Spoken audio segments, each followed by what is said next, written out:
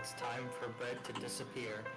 Do, do, do, And by that do, I mean do, go mute so that I can put up live polls when I need to. do, do, do, do, do, do.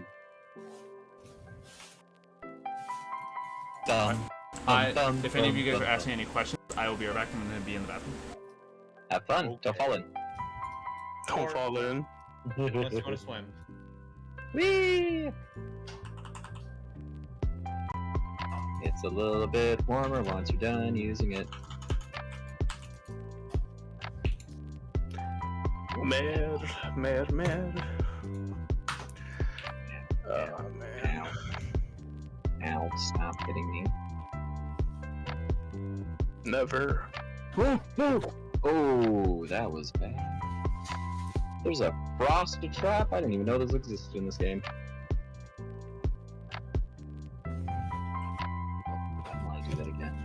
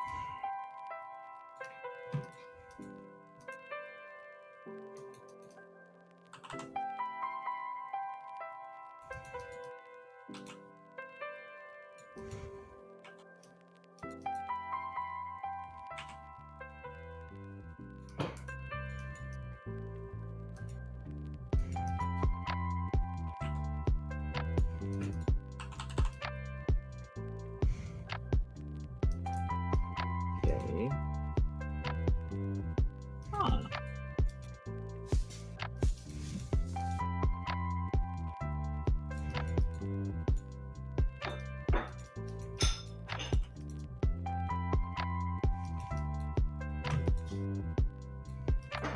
So, what talents did people take?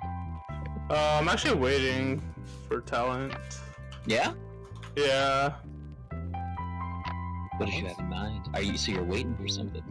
Yes. Artificer level 6. Yeah.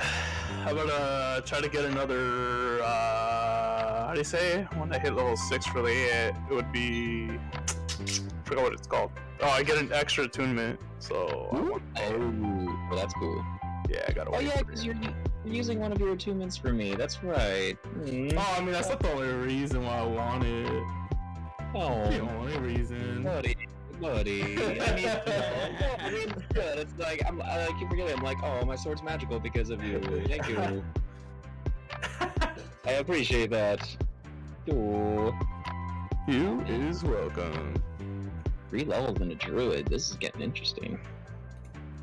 I am 9 levels into Hexblade. Nice.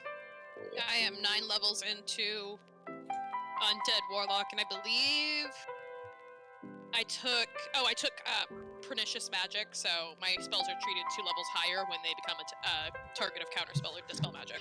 Ooh, nice. I got. That's what I want. Oh, I got. Oh yeah, dude. Oh, sorry. Go ahead. I was gonna say I got Arcane Surge, so if I cast a spell, I can use my Action Surge to have the spell be 3 spell slots higher. Bam. Yeah, and I got some fun spells I can use that on. I got an AoE spell I can just turn from a 2nd level to a 5th level. Hell yeah. I love Pernicious Magic. It's a good one. Came in clutch. Yeah. It's so good, and I love that it's not like a once a day thing. It's whenever my spells become targeted. It's like Zeno knows how what it is. When he couldn't counterspell Force Cage, and I put his red Abishai in a box for an hour. I love it. I love it. Oh, Force Cage is such a wonderful spell, and I love it so much. It's my favorite 7th level spell. It's literally just put somebody in a box if it doesn't get counterspelled. I put that dick in a box. And then you put that box in another box, and then you ship it to yourself, and then you smash it with a hammer. It's brilliant, brilliant, brilliant. I 100% love Oh, to save Yzma's on vibes. poison. Oh, to save on. Are you kidding me? Son of a. I love almost every single. I love all the things that just like the entire what is it? Just Yzma as a vibe itself to be. Ah, yes, yes. Alternatively, administratively, Absolutely brilliantly written Disney villain. and then I'll put that in a box, and then I'll put a box inside of another box, and then I'll fill that box to myself, and when it arrives, Oh god, that's actually kind of funny that your mic peaks for the laughs. It's fun. I love doing voices, but she's yeah. She was supposed to have her own song, and it just never got put into the movie. Yeah. I But was like, really what? sad I about guess that. that's why they try to make it up for her in Kronks, and it's just like that was a good movie, but interesting to say the least. Yeah, it was fun. It was a fun movie. Yeah. Brad, you were also asking me. Was I? I don't remember. What? With Croc? Yeah, I think so. I mean, it's Oh, not my I- personal groove, but I think that's the confusion between red and bread again. It's actually happened before in our other game where the player's character's name was Red, and Red thought I was actually referring to him. oh, But that's Braid. I'll go with the bread. Yeah, we were talking about pernicious magic and talent, and I said, remember the red Abishai Xena? Remember him? yes, I do. I actually do remember it greatly. Remember when his buddy couldn't counterspell my Force Cage because it was a DC 20 check? Yeah, it was.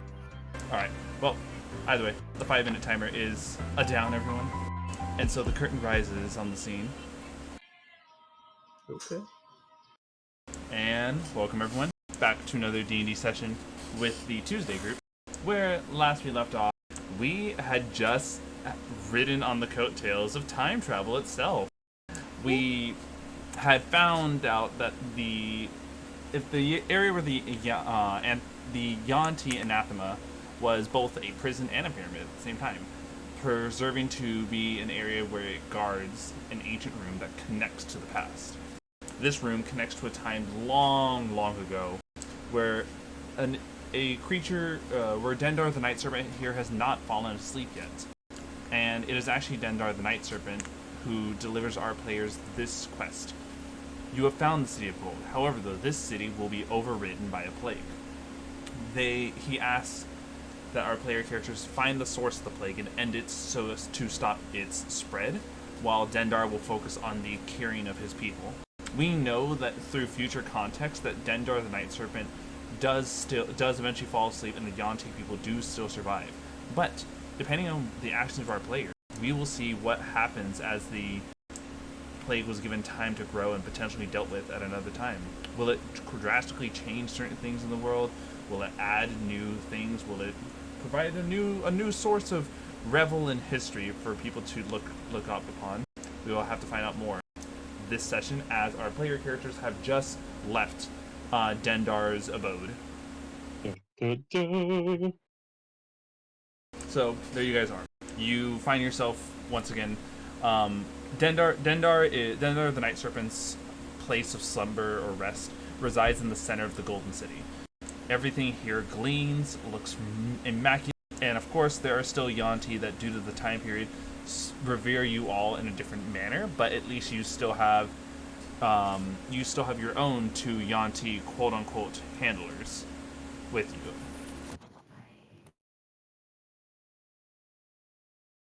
What do y'all wish to do? Oh boy.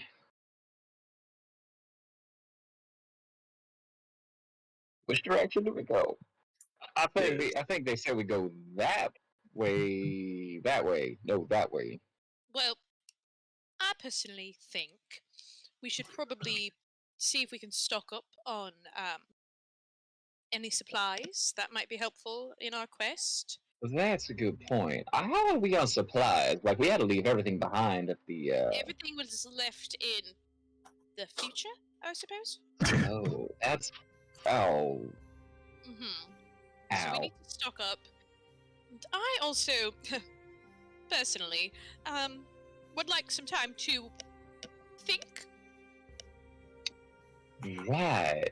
How are you doing with that? That's the... Oh, you know, it's a huge relief and also a huge point of terror right now because I have no idea what I would be getting myself into if I were to accept, but also... How But many isn't layers this do you think everything you wanted? At least this is your decision to make. It's not a family's decision. Mhm. You could read the contract yourself, That is true. contract myself, I suppose. and it's a you are actually making this choice, and it's not you're not cursing other family members. I don't. Yes. Sorry, I'm just a goat after all, but it doesn't seem like it's a bad deal to me. As well, No, I'll- I know Orcus is a devil I Bitch. know, I suppose. He's also a bitch, yes. But he's the devil I know, and this Dendar is But a devil you didn't choose. the devil I didn't choose, though, I suppose that's true. Ooh. That's profound. I like Thank you, that. thank you, thank you. I am a songwriter after all. The Every devil once in you a while, know I and the forget. devil you choose. That's a song right there.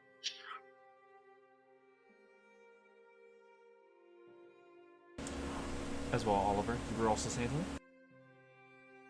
I just saw a really old layer you had of. Hmm? I just saw you scrolling through the layers and I saw a really old one. I was like, holy shit. Oh yes, quite a few of them.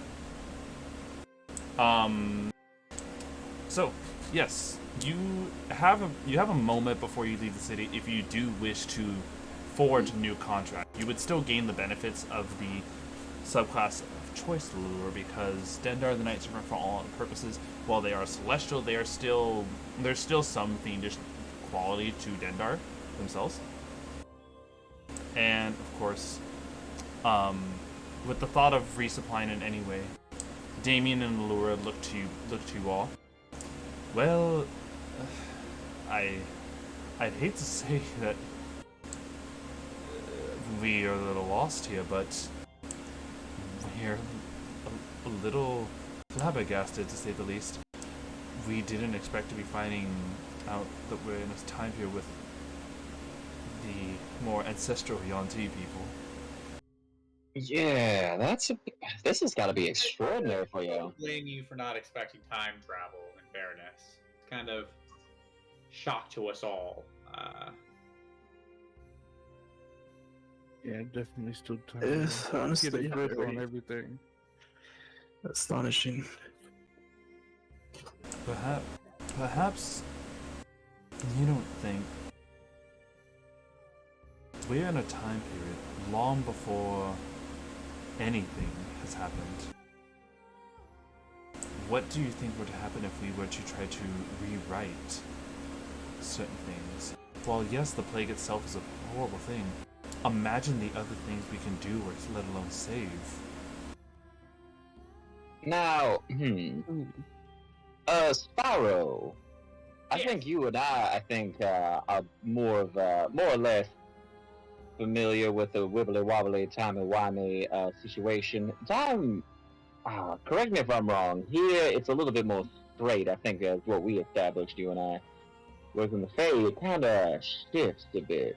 It shifts. Nothing's ever the same. Unfortunately, in this plane, it's very real worry. We should be worried. Is it creating a paradox? Paradox. Not What familiar now? with the term. I mean, aren't Oh, paradoxes... I'm not quite familiar. It's something about killing your grandfather or something. Right, but aren't paradoxes usually involved with seeing yourself within the same time?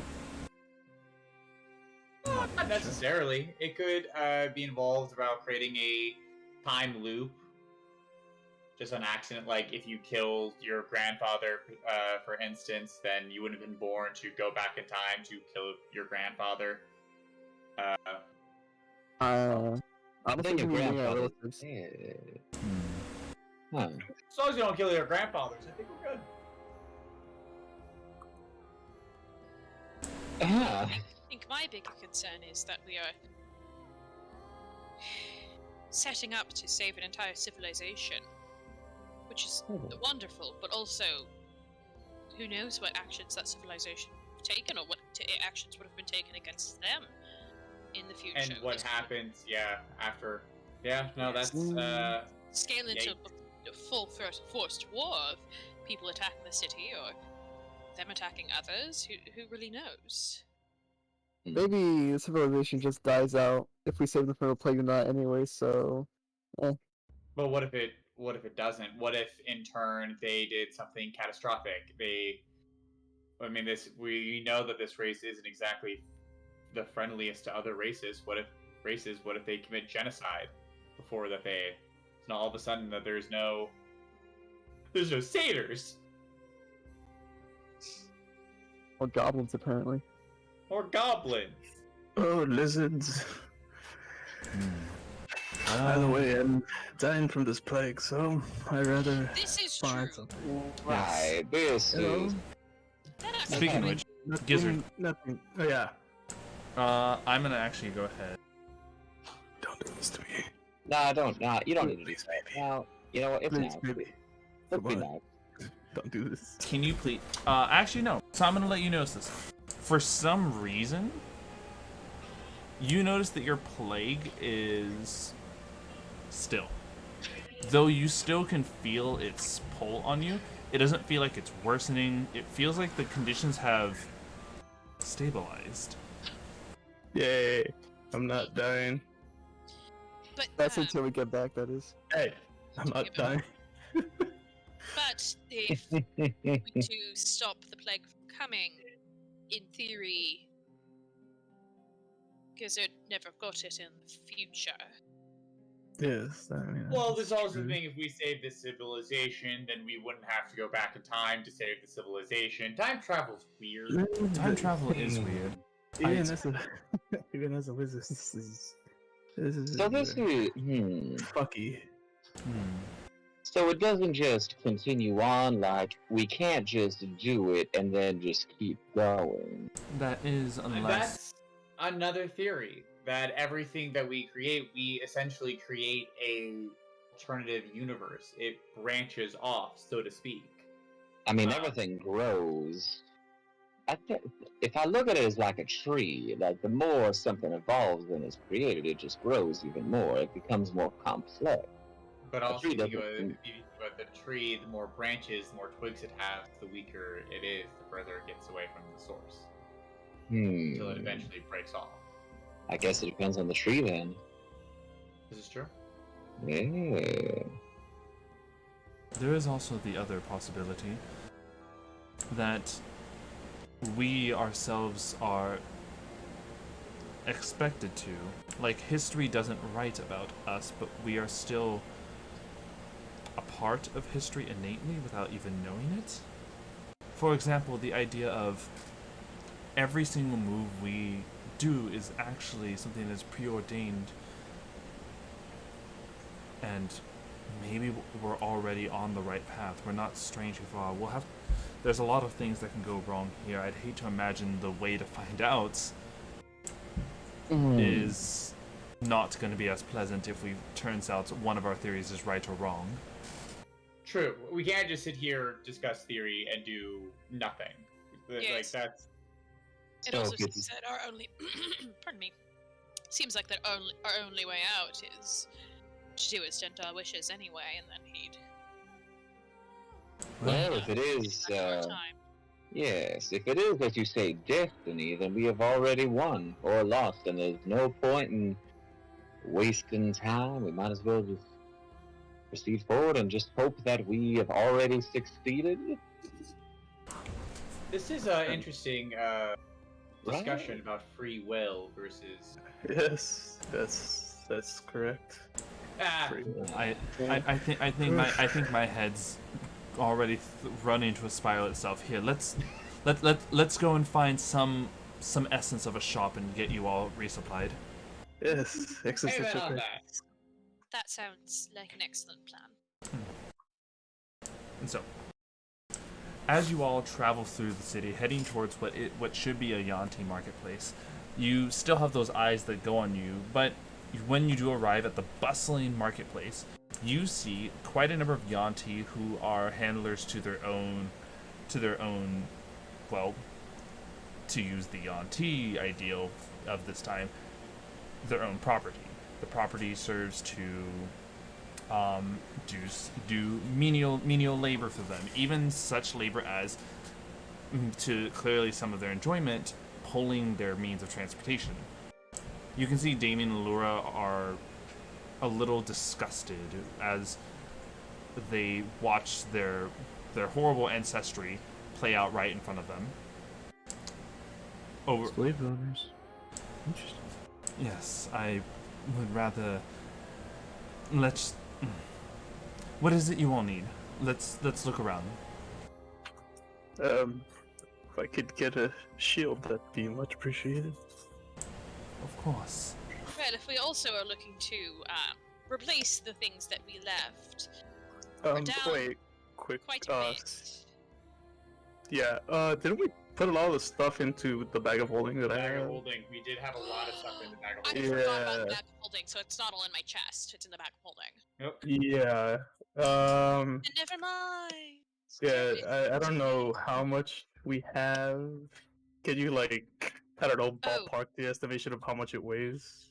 62.5 pounds if it's the stuff that's in my chest. Okay. Oh, I'm just actually, no, gonna 37.5 if I took it out of the chest. Yes, that is correct. So. So 62.5. I mean that Oh no, doesn't 37.5 even. if we just dumped it all in, because half of that's the chest. Yeah, I mean that doesn't even make I don't know, like a dent into the weight, but yeah, should be good. Let's see. I still have 3. Okay, never mind. With the mention of a shield, Damien points out, look, there's a blacksmith there. Let's go ahead and peruse their wares. As much as I would like, obviously I could use some upgrades. I don't exactly have the gold for these upgrades. Oh yes, I'm poor. Let's go ahead. Let's go ahead and see this. It's a time where gold clearly meant a lot more then than it did in our time period. So maybe we can get away with what we have. Huh. Oh, fair enough. Yeah, no, that's good.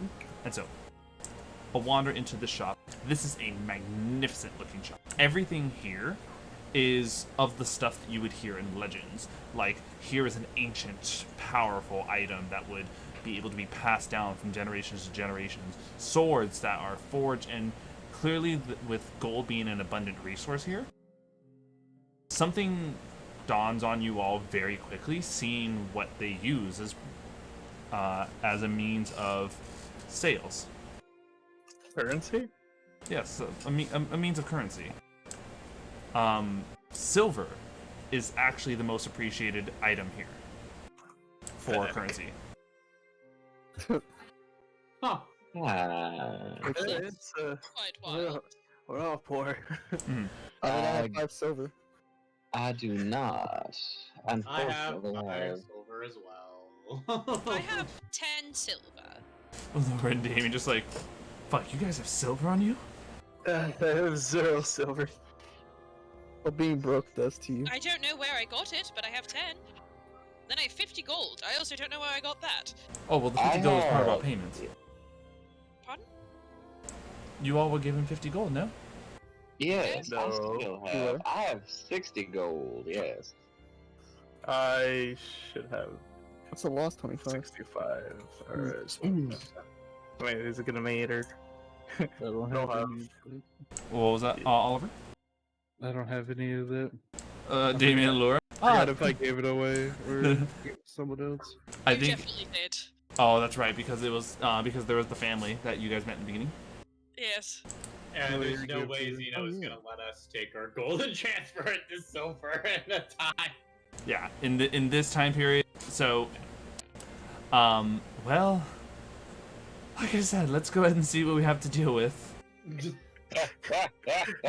God. Oh, no. Here, do you guys want to strike the bargain, or should we? I think I should try to talk to them. I was going to Who say, has I the most believe moxie? that Spyro has some plans for dealing with marketers. Got it. Yeah, I can. Spyro? definitely try to do something or other. Well, work your magic, Spyro. You see that it looks like the current person behind the counter is that of a very elegant yet fit Yuan-Ti woman.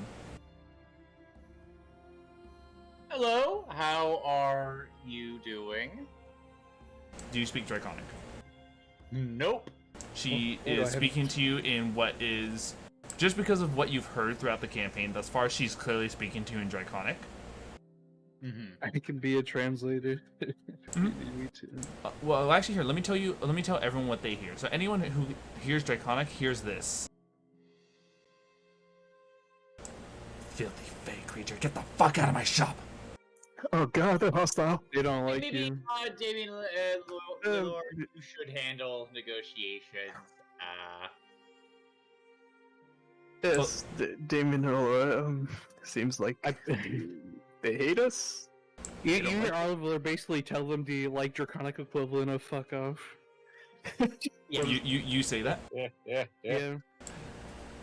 Please.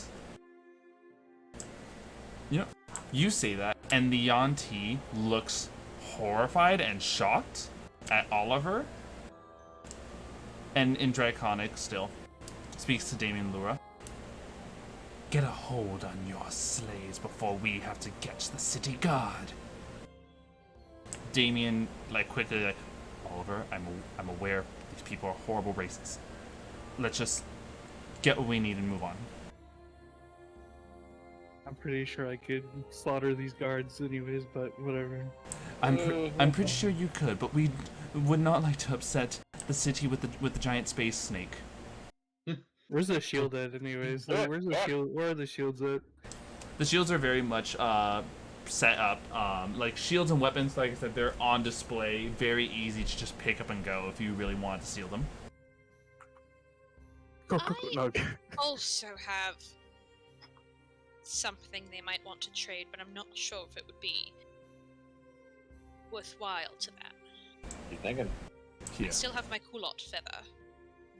I have 2 feathers still. Do you think it works in this time period? Eh, Because technically, well, we don't know if they I were don't- born. It worked with me. Assuming when we all got knocked unconscious, that's when we time traveled. Yes. Oh, that's true. So it did work. It worked with me. And So- also, if we're trying to trade them for items, it might not matter. Because we can con them. But if they do work, then we're not conning anyone. Yeah, I mean, you should probably keep it. Oh wait, is it working? Your feather? Yeah, believe it that's worked. what- It worked for me. Spyro said. No, I meant like, did you use your feather Yeah, already? I haven't used Okay. mine. So the only person who realistically has feathers that, because very obvious, Lilura, if you get rid of those, then you would not get the benefits. But Yes. Lynn's feathers never gave them the benefit in the first Oh. place. So Lynn would probably be the person who would be the best to get rid of those, to say. yeah. Quite a good idea. I A forgot. You kind never and benevolent used. god that is speaking to us from on high. Yeah, Mhm. very kind. Here, Allura, you can. There's some very obvious nervous twiddling of fingers, but she says, "Do you need me to lead the negotiations then?" Well, Yes. Yes, please. Probably. That would be ideal. yes. Oh, all right. For the first time, you see Allura kind of lose her composure as she very stiffly walks to the counter. Oliver, you hear this in Draconic. Hello, fine shopkeep's woman. I would like 10 of you. I would like one of your finest shields. Oh boy. Oh boy. God. No. Can I cast guidance on her? And can I also whisper, and some armor, if we can get some armor, some Yes. plus something armor. I would like some plus something armor, please. Oh my gosh. Oh no. She's joking. Oh. Ask them if they have plate armor. Be aware, they are speaking in So Draconic. sorry. Be aware, they are speaking in Draconic, so the person who's understanding all of this and can translate is Oliver. Oliver, I mean, ask them if they I have get plate it. I get it I too. almost Okay, so Gizzard took- can also understand this. Yeah. Yeah, I almost took the like devil's speech or whatever in Invocation. I would have understood this, but you know. I'll tell you It's number okay. 4 with You extra have fries. translators. Yeah. Number 4. Extra cheese, please. Mas queso. Oh boy. Girls not good with words. But yeah, would it be fine to cast guidance on her? You cast guidance on her, but I'm not gonna have her do rolls because something about this situation you can tell that she's just very awkward about this, Gizzard and Oliver. And it's not just Yeah. her, it's you also notice that Damien clearly feels out of place. No, I get you, but it's more like a reassurance, like saying like, you're good, just like a pat on the back type of thing. Trying your best. Alright. I mean, you Kind of lean you over got this. to Damien. You'd be like, would it be better if I speak for like whisper in your ear and you just say what I say? You do what I do. We have does anybody have like a telepathic link spell? Like a whisper or something? Well, actually, maybe hang on a second. I might be able to do something like that. You know what? Actually, I can. Yes, I can. I don't think. No, there was no limit to it. Each message I send can be 25 words or less. By the way, I haven't broke eye contact with this merchant. Oh, I'm no. standing by. I'm standing by them, just staring. You do. Oh boy. Yeah. So I can do something about this if we're well. Oh, well. I'm just. Dude, I'm you're not, staring way I'm too not much. the most. I'm not the most charismatic sort of person. I think So, I think I can try to fulfill that plan, Spyro at the very least. So I don't think they're understanding our common language, but go ahead and tell me what to say, and I will say it. Damien also approaches with a stiff and awkward, attempted swagger. Clearly, think like someone who thinks they're on top of the world, but like their left foot like steps off every so often. My guy, I just need you to take a deep breath and just Yeah. go in. These people Fine, aren't everything's anything. gonna be okay. Understood. He takes go he in takes a there? deep breath, and you actually see him cough on his own air. oh boy. They're You're doing joking. great. Just keep trusting the sound of my voice. Mhm, I want you to go in. I Mhm. want you to smile at the shopkeep, and I want you to say, "Hi, you got some nice stuff in here." Hi, you look nice. You have nice stuffs here. Perfect. You're doing great. Hit. Just remember to breathe. Oh, Okay. This is assuming, by the way, that Gizzard and Oliver, either of you are playing translator to Spyro, so he's aware that Damien is repeating what he is saying. Yeah. So, No problems. Um, Throw some backbone. Holy shit. What did the shopkeep say or respond to that? I do have nice things in this store. What is it you actually require? The two of you look pretty well equipped. Strangely enough, your property looks like it's more equipped than you two. Don't wince at that, but say, yes, we like to use them as meat shields and give a little chuckle at the end of it. Ha! We like to use them as meat shields. Give a little chuckle at the end. Ha ha. Oh boy. I lean over to Lynn and go, should we be concerned that Spyro is so good at this? No, I mean, well, man. Right? The thing is, we haven't had the. This is, of course, happening at the same time that the conversation's happening. Yes. I mean, we're not exactly in. We haven't really been in a position where we've seen each other utilize certain skills. Maybe this is just what he's really good at. Interesting. I look over. No. I'm gonna keep focused on the tactic. Yeah. Yeah, I try to be Interesting. quiet about it. Oh, you better look Interesting. at it. We like this tactic is very much a well looked after tactic. Sometimes it pleases me to watch my own things grovel at the creature that I clearly could have gone around, but told them no, we can't.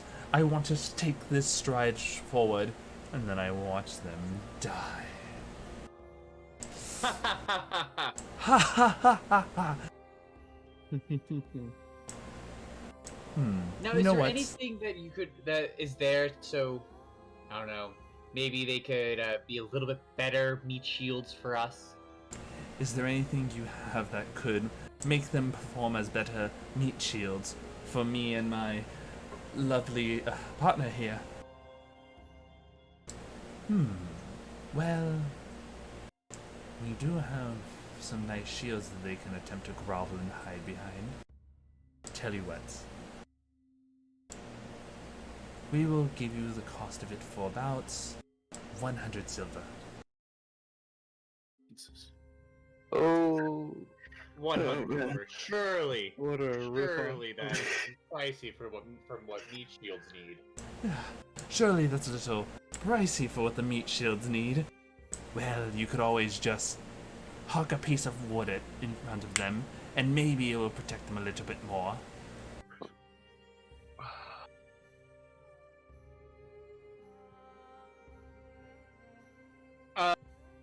I'm gonna go look around, see if there's anything to my liking.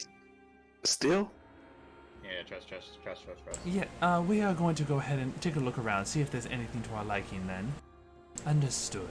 Make sure to keep a close eye on that one that looks like he's... Wow, I can't believe it. He looks like he's a little freak on a leash. God damn it, dude. I just smile, canines and all. The shopkeeper looking at you. Them to kind of group up around us to do like a little huddle. Okay. Be like, okay, here's what we gotta do. We can't grab the top of the line objects, but try to find a middle of the line objects. We're gonna put them in a pile, and then I'm gonna cast Distort Value on them to make them look lower. Try to get a cheaper price. Unfortunately, we're probably only gonna be able to get one thing if we pull our money together. I don't think we have 100 silver. Well, again, I will bring back up the feathers. I could also distort value on the feathers, make them go up. Or just lie. Because, I mean... Well, Isn't distort it value value lying? Distort That's value will true. just make it look more expensive. That's true. It shines them up, gives them a little sparkle. Advanced lying. That's like... I mean, we have two that are, as far as we know, useless. But also they True. don't know that. No. Well, So... actually, if you think about it, if we give them two, they might get cursed. The same way Lynn was cursed. Okay, and And? Yes, Well, no. I was I'm thinking. saying that's a good thing. Fuck this racist. Yes. So, I think that we can do that and grab a few items and hope that something works out and Yes, I lie believe. in the steps. I believe we can get this underway, and perhaps this should probably be a good time to note. So this is, how do I put this? Me and Demon might have been putting up a little bit of an act in front of some of you. Uh-huh. Oh, no, I didn't notice. Outside of, adventurers that we've learned to haggle with and such, we've never really conversed with that many people. I believe you recall something about the fact that we were both raised in a certain breed of people that is sheltered, to say the least. Rich kids. You can just say rich kids. Yes, we were very rich, filthy rich. How do you think we could afford to go to the private schools that had very few social interactions? There are a number of spores that are slowly just making their way towards these two. I mean, I feel like none of us are very shocked by this information, but considering that we are, you are the only ones who can speak to people without them wanting to physically cut your head off. I think you might have to work it out. Yes, we will do our best. Damien, you gave it a go last time. I'll give it a go this time. Yes. Let me one of you steal ourselves. Each one of you take one of the feathers. They don't have the feathers on them, do they? No, Lynn does. Yeah. Lynn, no, I know. Lynn, are you okay with us selling your feathers? I am perfectly fine. Get these away from me, please. I've been Alright. looking for an excuse. Make sure one of you doesn't have grab both of them. But if you each take a feather and then you present them to them, we can start from that conversation. Again, just repeat what I say and relax, guys. Just take a deep breath. Act like you've been here before. All right. They try to do anything, I'll take care of it. Save that thought. We might need a distraction. All right. So. Yes, I'm about 2 seconds away from form of dreading, so let's see. Yes. Damien and Lilura both put out their hands because they don't want to just snatch from Lynn. Yes, Right, yes. thank you. So, I think, Lynn, if you put them each... I will present both feathers, sort of submissively.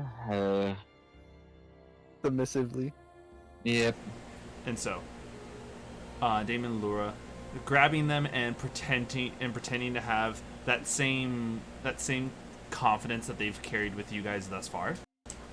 They march on forward and slap the feathers down. And you guys notice the shopkeeper's eyes grow extremely wide out of pure just beguilement, wonder, and shock. Okay, good thing it's not fear. That's a good thing. The shop, Oliver and Gizzard, you hear the shopkeep. Perfect. Are these quarter feathers? Why, yes. Yes, Why- they are. why, yes, they are. Oh, my liege, you didn't tell me you were so filthy rich. Let's go. Why, this would Rich easily gather you any shield and armor of your choice within the shop. Oh, surely. Can I do perception? And check? Here, Yeah, it sounds like sarcasm. See if they're like, Here, I'm gonna go ahead and do this in order. First, I know this is the middle of the transaction, so I want to hear what Spyro wants to help them out in retort to that. And then I will allow the use of perception and are you trying to perceive or to insight? Oh, there you go. Insight. Okay. Oh, damn, my insight's terrible. Fine. Only Gizzard and Oliver can actually roll insight checks to see the mood of the actual shopkeep themselves because of the full understanding of the language. Spyro, while the two of you roll, Spyro, go ahead and finish off. So surely with these two valuable pieces, it's a little bit more. Surely we should be able to get whatever we want. Surely Almost whatever we want. Within Surely reason. with the value of these feathers, we should be able to get whatever we want. 21 insight. Oliver, D4. you definitely notice. Oh yeah, don't forget the D4. Oh yeah, D4. Guidance, baby. Damn. Damn. With a bro. 25, you see right through this shopkeeper. This shopkeeper is probably the most sincere that they've ever been since your guys' entire interaction and approach to them. In fact, you can almost see the shopkeeper, like the spark, the fire that burns in their eyes looks like they've just made it big. Like this is the ticket to royalty. Oh, so he's lowballing us. Oh, 100%. That's why. You're getting lowballed super hard. So- Shit out of us. Sure. Give us the entire shop. We're small business owners now. Yeah, I'll be right back. So surely with this value you can get us anything in the shop, right? Yes, of course, my liege. You can pick anything. She gives a little bit of a wink and gestures over, and one piece in the shop that had not been unveiled thus far was a wall that had a drape over it. With a snag and pull of the drape, you see this is indeed a time where legendary items were made. Oh. Because that is not just any armor and shield. Those are some powerful fucking heavy armor and shields. Oh, boys, we're eating tonight. Allow me to pull this up. So I'm first, gonna like whisper in Laura's ear. It's like you could basically buy the shop with these fucking feathers. Just saying. That's what I'm saying. We should just be small business owners. the issue is that I think the feathers, as much as they're extremely expensive, there's a difference between using a feather for the legendary items and using a feather for the very rare items. So anything, right? Yes. Depending on the item you pick, you can either get one item with the feathers or two items or more with the feathers. So, each feather is worth the equivalent of a single legendary item. Ooh. Hot damn.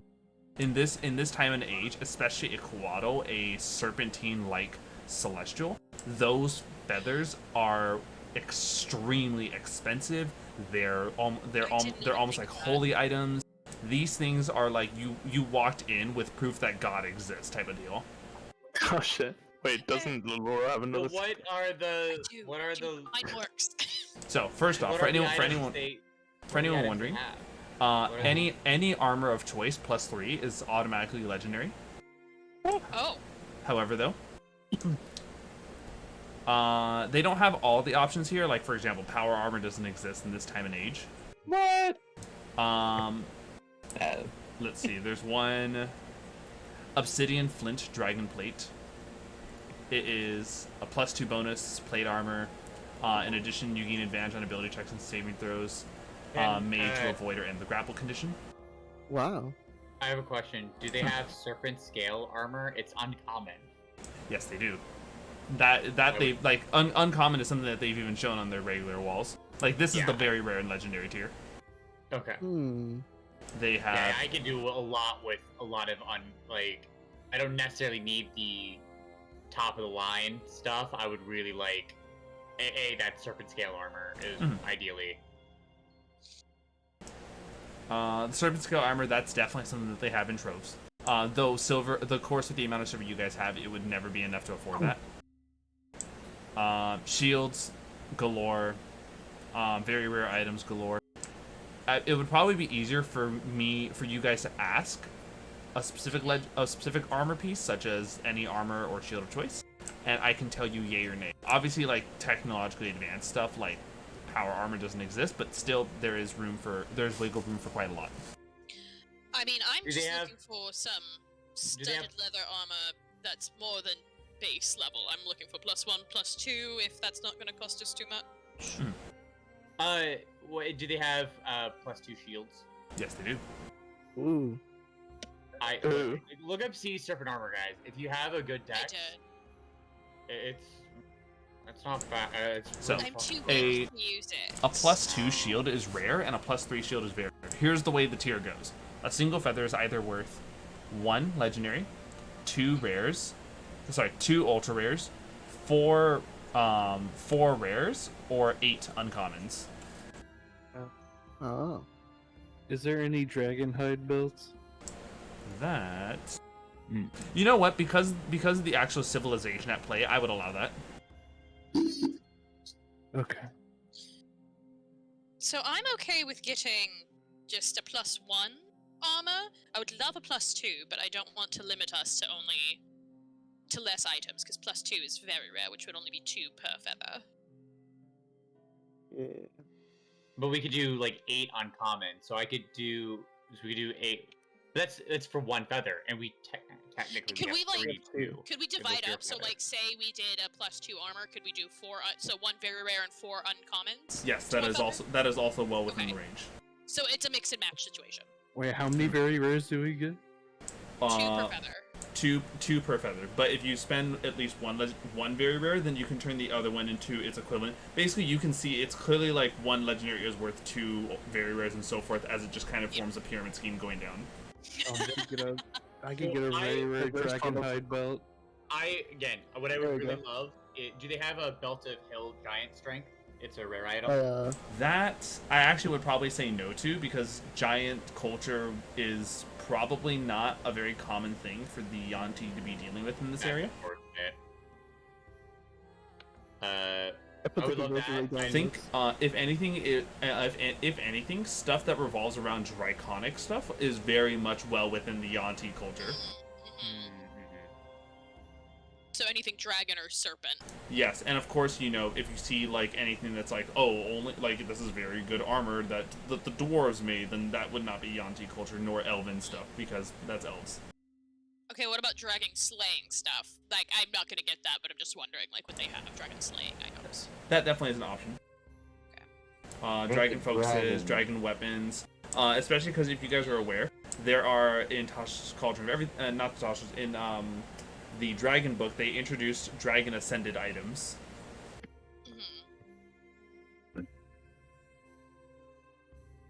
Yeah, I'm just searching the word dragon at this point to see. I want that plus C dragon hide belt. It's the only item I want. It's so fucking cute, dude.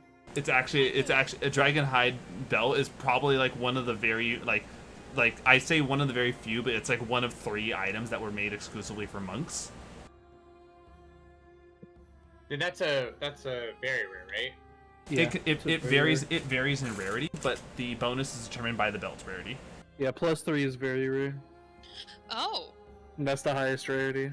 You can get 2 very rares, right? You can get 2 very rares per feather. Per feather. Does anyone else? So, Lilura, Economics if you're with okay feathers. with giving your feather, we'd have then 3 feathers to bargain with. Everyone gets one. That is a pretty solid. That is a pretty solid way to go. Which in that case, there is also the thing to think about, Gizzard, is that if not a shield, then this could be this could be a chance to get a very rare item for yourself as well. Yeah, of course. I get it.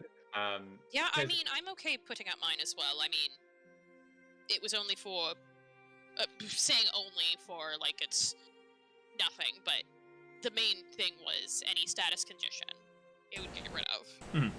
And for those wondering, Dragon Wrath weapons is the thing that changes in rarity based off of the how long it's slumbered within a dragon's hoard.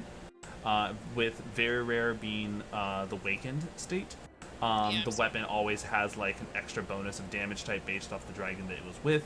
It gets +1, +2, of course, damage rolls, and the Wakened state actually has it's a weapon that can spread out a 30-foot cone of energy based off of the dragon that it was with. Ooh. And since there are dragons of every single damage type, this could be a force weapon, it could be a fire weapon, cold weapon, whatever you wish. Yeah, I'm looking at I'm looking at the focus. The focus ones where exists. Yeah. Yeah.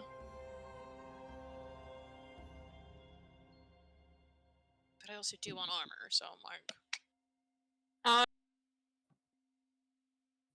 We might be able to negotiate like an uncommon or 2 extra. If we're giving them 3. You know what I mean? Like if it's like 2, a very rare, a rare, and then like an uncommon. Like we could technically do that. Would you like to give it a try to negotiate, or do you want to get your items first and then Let's get our items and then I'll try. Okay. Yeah. They don't happen to have an amulet of the devout here, do they? Can you read Amulet of the Devout and let me know what it does? Like the descriptive flavor usually tells us a little bit more about where the item comes from. Okay. This amulet bears the symbol of a deity inlaid with precious stones or metals. While you wear the holy symbol, you gain a bonus to spell attack rolls and the saving throw DCs of the spells. The bonus is determined by the amulet's rarity. I would actually allow that because Dendar the Night Serpent would 100% be a thing here. Ooh, okay. Like this is like a pretty early game, like magic item shop that you guys can actually afford some of the high end stuff. So, so long as it so long as it makes sense to be here, it makes sense. And this is a time and age where like these are where like the items that like were lost and put into ruins and dungeons ended up coming from, type of deal. So yeah. Okay. Then I'm okay putting out my feather. Okay. Like, that's fine. I can slip that to Damon and Lilura, and they So can. then everyone gets a very rare item or 2 rare items. All right. Or 4 uncommon items. Yep. Yeah. So. And Taking then, my list. I mean, you can also. We can try to. I'm gonna try to get 2 rare and 1 uncommon, to be perfectly honest. So. I mean, I would love a very rare and an uncommon. Or. Yes. Let's go ahead. If possible, if we can swing that. Let's go ahead and I'm gonna go one by one. Starting with if anyone already knows all the items that they want or the only item that they want. I think Oliver, with the knowledge presented here, would all you want be the Dragon Hide belt or no? Yeah, I just want the +3 Dragon Hide belt. That's Done. pretty much it. Done. That's very simple moving forward. Lynn, I haven't actually heard much about like your desire for the weapons or items or even just armor choice. What is Oh, that's because I am absolutely overwhelmed by the situation. I Yes. have no idea. Way too much stuff. It is. It is a lot. Everybody is like jumping around, and I'm just like, I'm gonna sit here quietly and just wait until we figure out what's going on. Because Okay. other than that, Same. Lynn's Alright, also here. just kind of been like dazed off. Lynn has been dazed, like seeing everybody, and he's just sitting there like, I had those 2 feathers in my pocket for so damn long, Yes. and just remembering all the shit that I went through, and just having everything come full circle. I'm like, oh, my. It's here. It's finally here. You're feeling real good about it. And so I'm feeling We were finally rewarded for all right. For your so, suffering. to clarify, let me It's, do this then. Let me see. it's a very rare or it's 2 rares. Is that what I'm understanding? Very rare, 2 rares, or 4 uncommon. Oh boy. Yeah, so it's a lot. My best bet would be if you're just trying to simplify it and you want to kind of see what would 100% be here, typing in the word dragon in the magic item section of D&D Beyond. I almost guarantee you that all of the dragon items except for any artifacts would be located here. Ooh. So like obviously the Orb of Dragonkind and the Mask of the Dragon Queen doesn't exist here. And I would honestly argue that the dragon masks also don't exist at this point. Because those are made for different things. And like right there, the dragon staff of Agarion, that's something that exists within a campaign setting, and it's clearly a named item, so that would not be among here. But like Potion of Dragon's Mastery, that exists. The Dragon Height belt, which we already know Oliver's getting, exists. So forth and so forth. But let me go ahead and... Namielle, do you have an idea about your magic items, if you want the very rare or any disbursement of the lower rarities? I'll probably get 2 rares. Okay. Do you already know which ones you want? Yeah. Okay. Okay, +2 Amulet of the Vow, and +1 plate armor. Alright. Would you also like some fries with that? Yes, please. Done. Gizzard, are you also overwhelmed right now, or do you want me to move on? I am overwhelmed. Bro. Okay, I'm gonna go ahead and keep take you and Lynn take the time that's needed. Lilura, do you already know what you want? Yes, I would like, and I know that I'm fudging it a little bit and hoping we can possibly get more than they're saying we can get. I'm hoping to get the Dragon Touched Focus, the very rare level, and then +1 studded armor. Okay, so I'm gonna go ahead and keep a track of this. That is 1 item extra on top of this. Okay. Yes. Spyro, do you already know you want? Yes, so I'm gonna try to get a +2 longsword, a +2 shield, and the Serpent Sea scale armor. Which of those is extra? The Serpent Scale is an uncommon. So that would be the extra. Okay, that would be the extra. But if I can't do that, I do have a plan B in mind. I So- also have a plan B in mind if this doesn't work. Well, here's the way it's gonna work. With I Lynn, make a roll. Lynn and Gizzard, if you guys decide to get more than what is allotted, that is also fine. But be aware, everyone, for every extra item that is on top of what is already allotted, I'm going to increase the DC of the following persuasion. And Spyro, you should be very well aware that because you have to speak through Damien and Lilura, they're not the best at extruding your charisma. So the persuasion checks are through you with disadvantage. Damn. Yes, however, I do have inspiration. I have this D10 as well as an extra D12 for Dashing Scoundrel. Yes, however, So- though, here's another issue with this. I'm gonna rule that Dashing Scoundrel only works when you are the one who's actually doing the talking. The inspiration I will allow. Okay. Could guidance work, or Guidance will work because you could be applying that to Damien or Lilura. okay? Could I do that? I know it's a little cheesy, but That is more than fine. Yeah, alright. can you like someone give you a help action by using that, so that way that it's just a straight roll then? You don't have to worry about that. Eli has spent 1,000 points to give you guys advantage to cancel out the Wow, disadvantage, nice. Oh, Okay, Yeah. great. and a bonus inspiration. But I think there's already inspiration on Spyro, so we'll go ahead and hold off on that chat inspiration, Eli, and still give it to Spyro for a later use. Oh, and I have silvery barbs. You do. So, I think the only thing is, once again, Lynn and Gizzard, if you guys are getting items on top of what is allotted, then that is going to increase the DC further.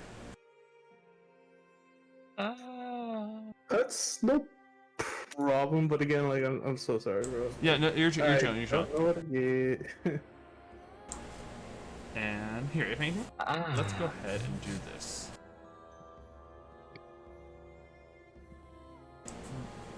We Nice. Plus 9 to persuasion. yeah, +9 to persuasion. You got the And then inspiration. plus 10, so that's a maximum of plus 19, and then whatever I roll with a D20.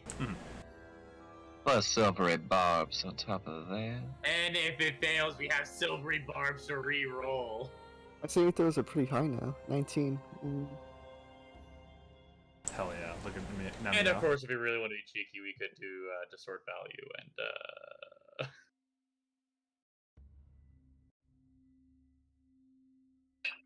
Alright. I don't know. I apologize. This is I'm No. just caught off. Oh, hold on. Silvery Barbs does not reroll failures. You just It gives advantage, I believe. oh, you're right.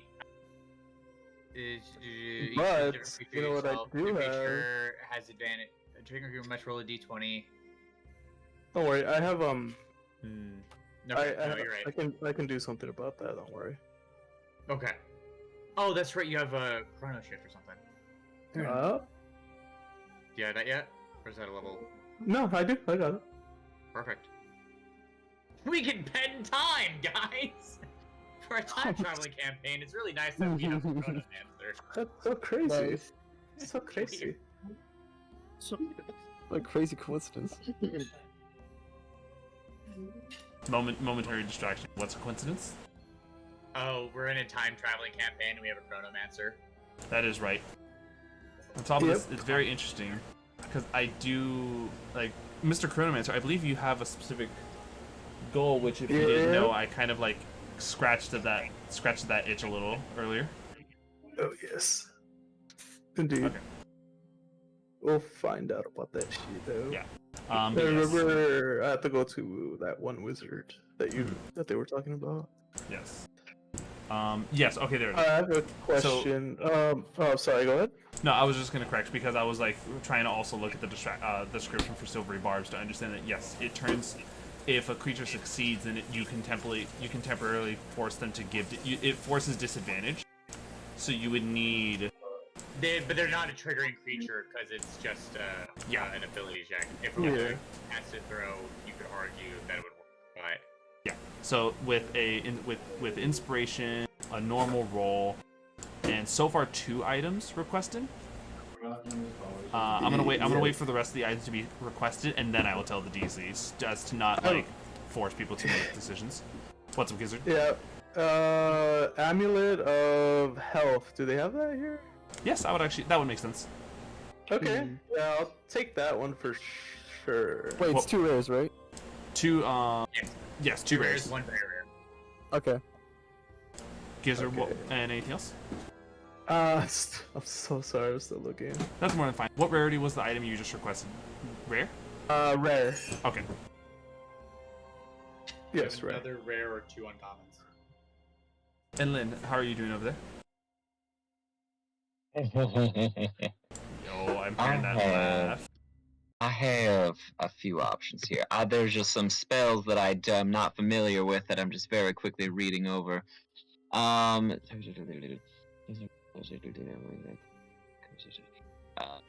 creature gains a fallen.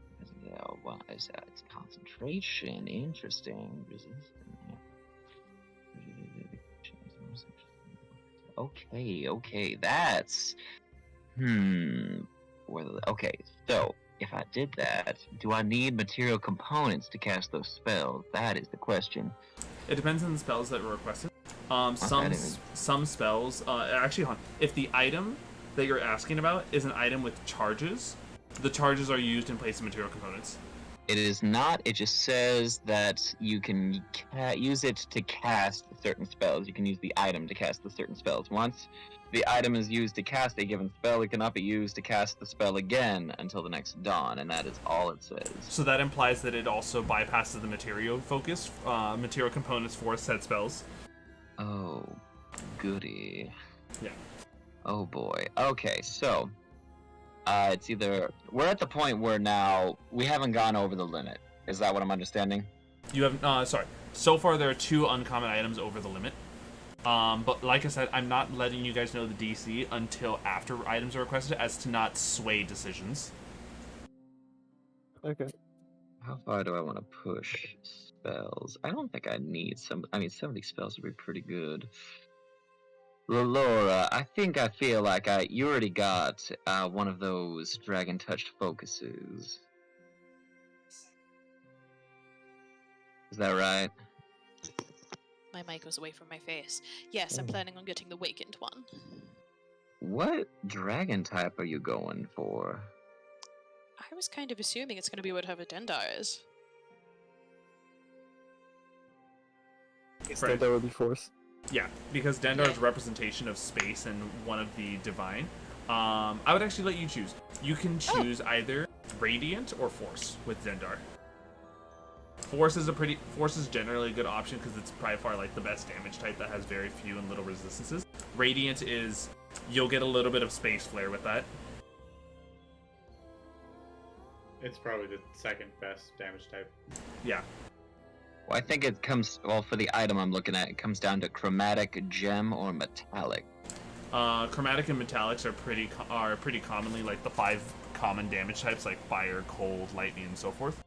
But the gem dragons are the ones that are very unique damage types, like radiant. I believe it's radiant, psychic, necrotic, force, and the last one is thunder, if I'm correct. Thunder? The thunder. Thunder. Okay. Very, very on brand, Spyro. Thank you. You cast a spell, use it, cast 3 levels higher. Magic item. Okay, so oh man, how? Oh, I'm probably gonna break. Oh, I'm probably gonna break the game if I do that. I don't know. That seems risky. Let's go. Well, let me ask you a question, Yes. and no is absolutely acceptable.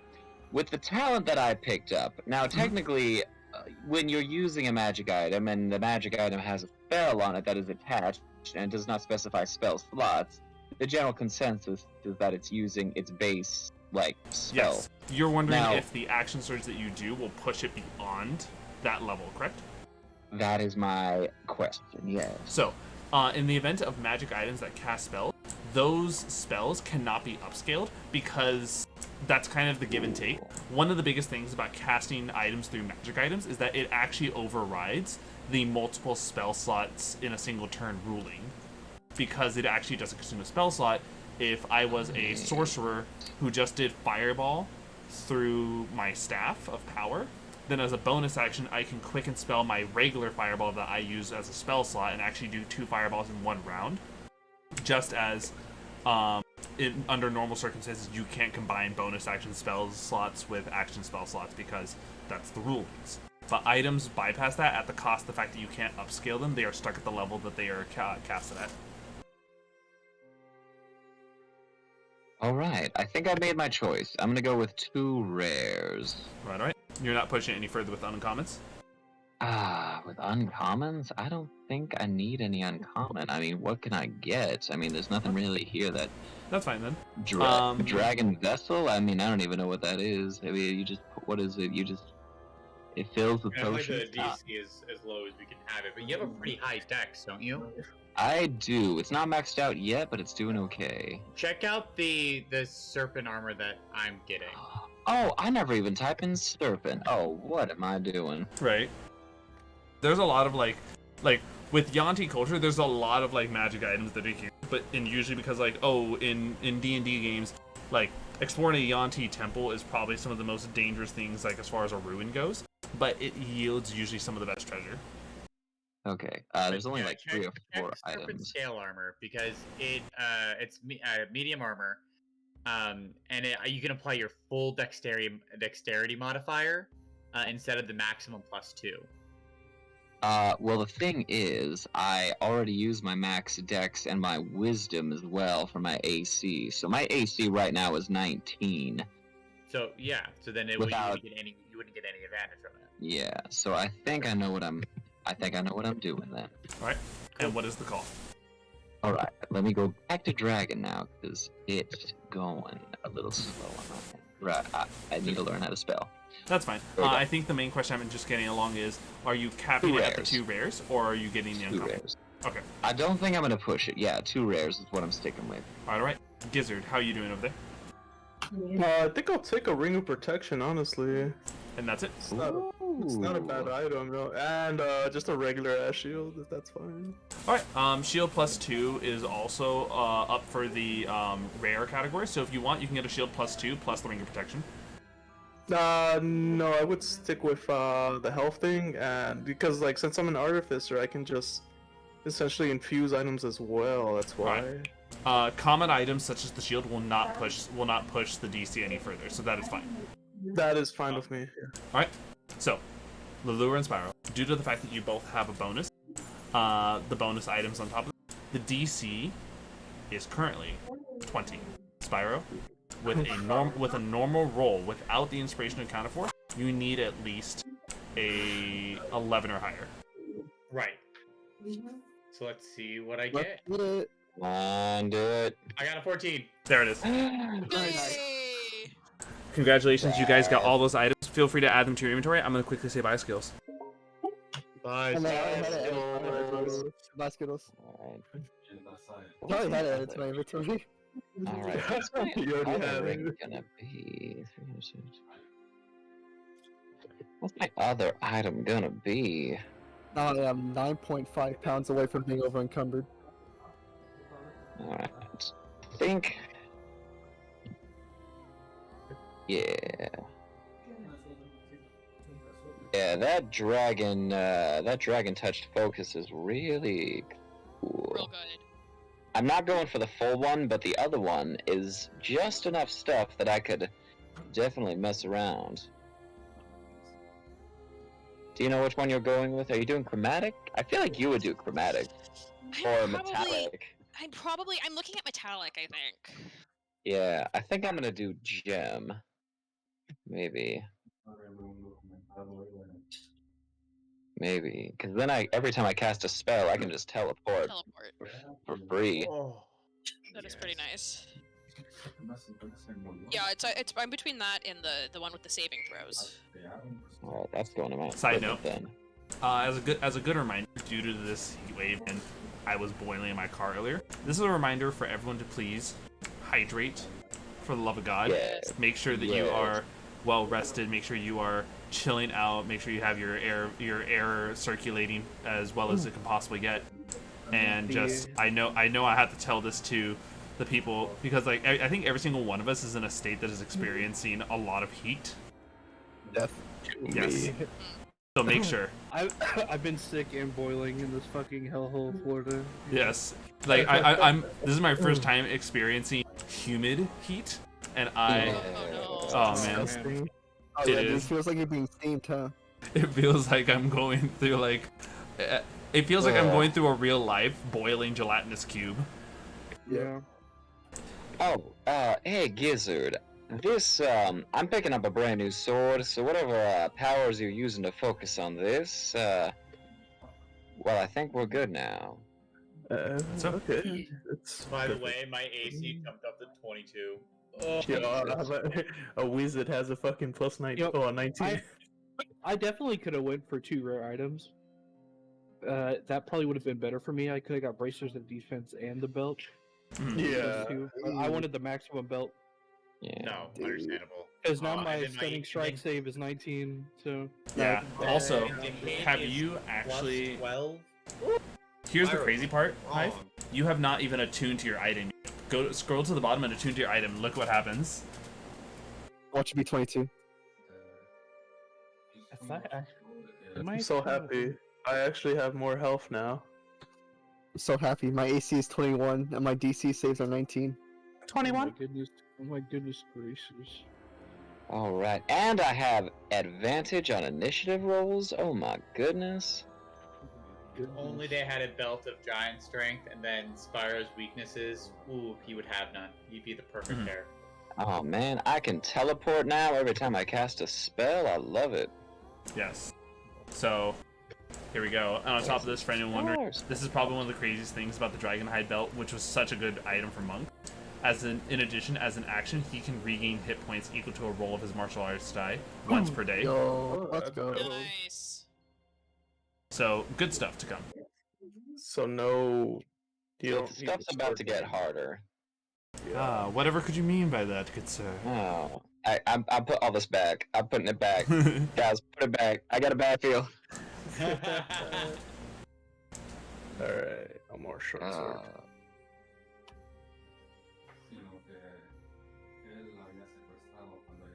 I just Could we need one possibly more level. trade back in our items that we're replacing with all of this at the store? No, Maybe they I will should not. have They done do that not first. wish to take those items. You can put it Okay. in the bag of holding. But say I'm just gonna throw it in the bag of holding. Maybe I should have gone. All right. I And so- put my chainmail in the back of holding. With Spyro, while you did do a roll, for the sake of roleplay, what did you tell Damien to say that was so convincing you guys managed to get those extra items? Clearly, after giving you 3 of these impressive feathers, you can part with just a couple of extra little bit trinkets here and there. Clearly, that of your newly found stature. Clearly, with the fact that we've given you 3 items, one alone that would boost your stature to a high place in society, you could easily just part ways with some of these more uncommon items. Yes, of course. I see no issue. You've made me the richest person in this entire city. Oh, cool. Nice, nice. Ooh, you know what? I have a That's some question. foreshadowing. Hey, Damien. I have this Howler quill that I've been holding on to for a while. Are they interested in a trade?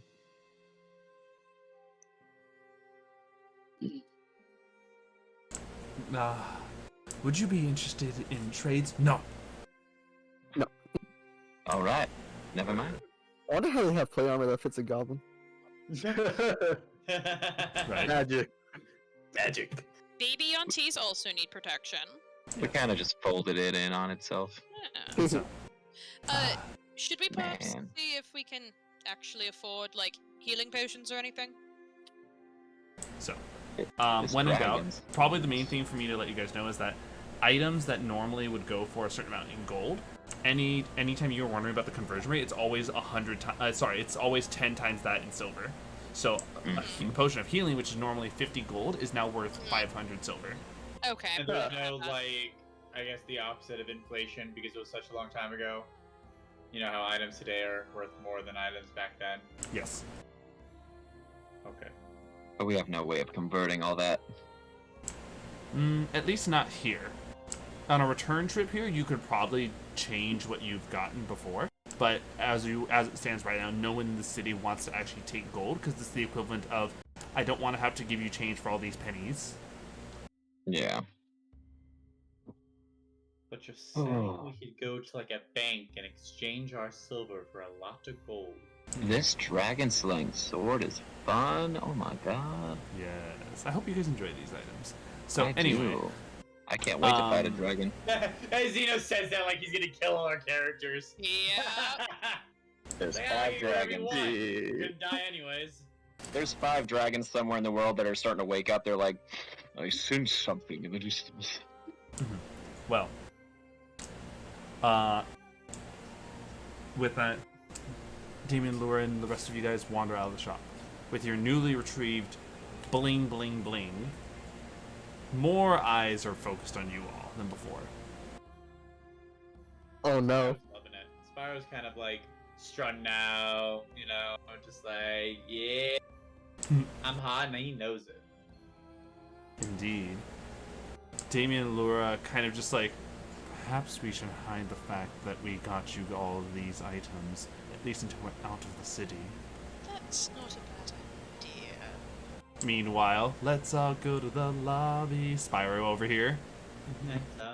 I'm literally wearing my boat. Strutting their stuff. Alright, let's... He's feeling very protected with his new shield and Here, new let's armor. just... Let's head down the path. They mentioned that the civilization we're heading to is further north. Yo, let's go. Go Yeah, north. go. Let's head that way. And so, Do we have a carriage? no, you don't. Oh. We have to get a carriage. Maybe we should have gotten a carriage.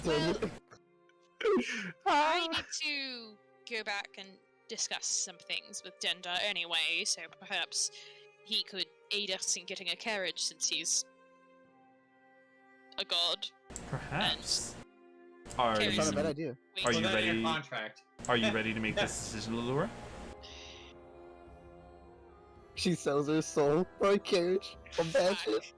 God. Well, my soul's already broken for, so Well, it's like you see, at least with Dendar, you get a carriage. Or what did Orcus give you? Just a family tradition. honestly, I wonder what will happen to Thraxor. yeah. Oh, by the way, everyone has 8 temporary hit points. Hell yeah. I at least want to have a discussion with Denda before we head out into our mission. I think I still have the 18 or like 15 temporary hit points from last time. Well, it's a new, Whatever it was. it's a new day, so it goes away, right? Is it a new day? It's the same day. I think it's the same It is day. the same day. Same day. Oh shit! Never mind. Back to 13. Back to team. 13. Oh snap! Back to the lab again. Lilura, do you wish to privately enter Dendar's chambers or with the party as a whole? That sounds sexual. That sounds very sexual. I think for this conversation, I think she would go alone. Okay. Traveling at least part of the way towards the Night Serpent's chamber. Lilura clearly has a moment where you all stop. All right. Well, I have to go. Hey, Yes. good luck in there. Make Yeah, sure not to thank do you. anything I wouldn't do. Oh, that is not very comforting at all, Spyro. Well, it's not a lot, so it's pretty big box to play in. Yeah, it's true. Just remember down contracts, you know. Pardon? Contracts, you know. Oh, this is true. It's a contract I know versus the contract you never got to see. If you need any help, just holler. Oh, I will, actually. I'm going to go ahead and use one of many spells from this. Well, have we had time to attune to these items? Yes. Okay. Then I'm going to go ahead.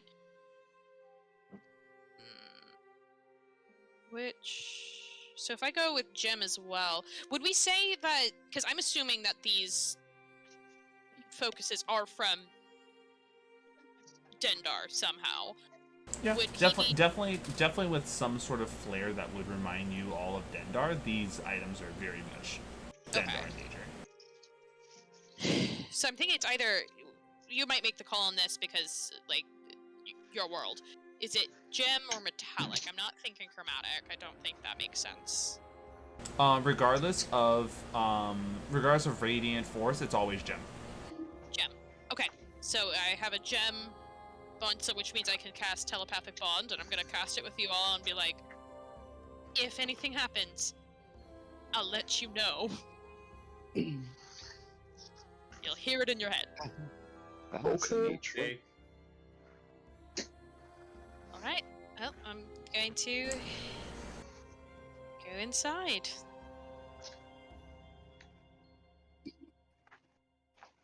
And I'm still carrying my hat with Thraxor sleeping in it. I haven't been wearing it this whole time. Okay. And so Thraxor becomes a tiny dragon. There you see.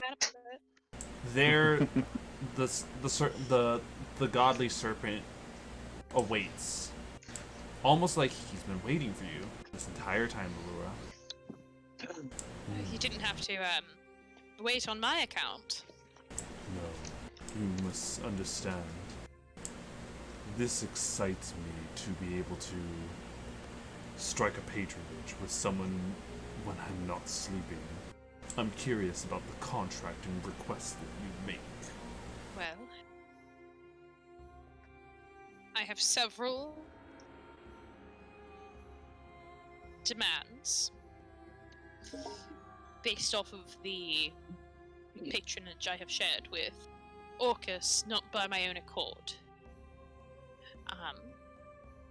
I first want to start with this patronage starts and ends with me. No one else in my family has to inherit my patronage. Understood. Just me. In addition, since I am the current, or I guess in the future the current, holder of Orcus's patronage, even though I'm in the past, it will wipe the slate clean for my family. Understand no one again. Understand that in the eyes of the Night Serpent, Orcus is but a mere flea to me. My powers would override his and end the cycle.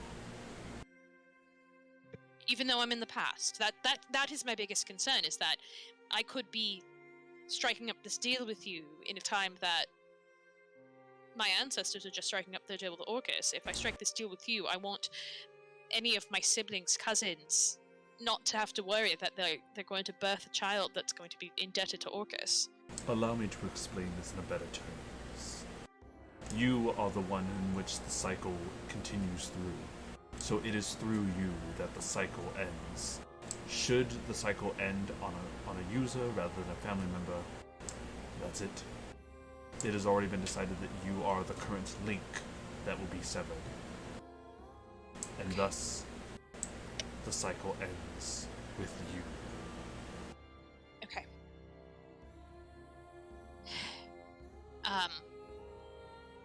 I guess other things. Once I get back to my own time, well, part of this quest we're going on for you is you will get us back there.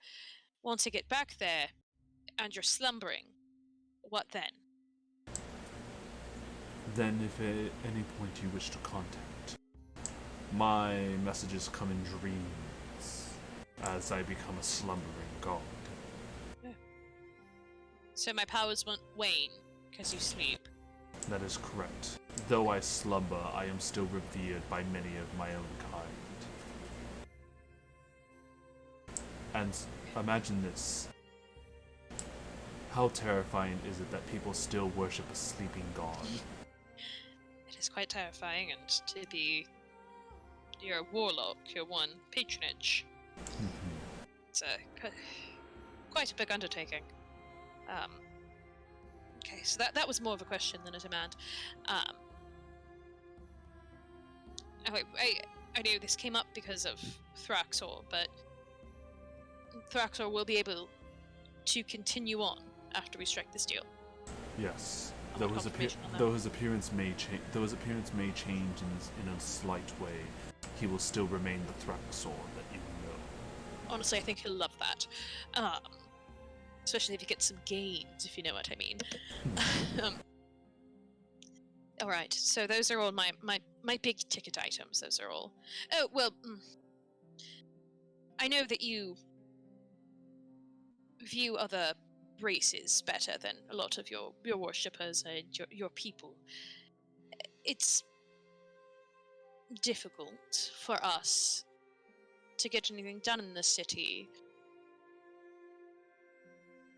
as we are will bearing your name. Give me any power there. Allow me to answer your question with my demand. Yes. You will be the first you will be the first and only warlock to be made a deal with me in my waking state. And thus, unlike warlocks of the future who contract with me provides them some mild inclinations to my connection, you will have some more apparent changes to your form that, while not changing your race entirely, might be perceived interesting by some of your allies. So, like a Yonti Asima. In a sense, you will gain those of what I can only describe as astral scales. Oh. You will gain the ability to change. Do you already have the thaumaturgy cantrip? I don't. You will. So this is a mechanic thing. You will gain the thaumaturgy cantrip, and whenever you use the thaumaturgy cantrip to change your eyes, you can change them specifically to the eyes of Dendar. Oh! So they would be represented as glowing green snake eyes, where the black iris is replaced with a white iris. Oh shit! Okay. Those connections alone will mark you as my waking warlock, and thus will grant you a little bit of leverage. I'd say probably a lot of leverage. That sounds absolutely horrifying, but also like in the best way. Don't mean to spit on that. I guess as a side to that, is it possible that you could somehow instill in my brain the language of Draconic, so I can communicate with your people? Very easily within my power. However, there is another thing. What I've described to you is a representation of our contract in a physical manner. There is but the true demand in all of this. As my waking warlock, I only ask that on top of this mission you accomplish, should you allow me to look through your eyes and hear through your magnificent ears, that I may gather more intel upon the areas around my civilization.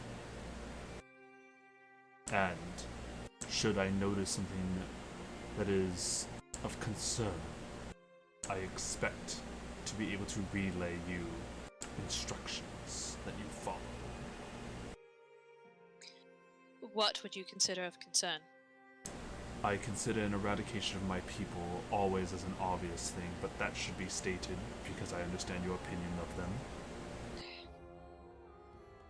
I would consider any sort of plans for a coup, let alone any plans to usurp my own positioning on my people. And yes, I can definitely agree to that. lastly, if there are any figures that I deem whose very existence I deem concerning, I would like for you to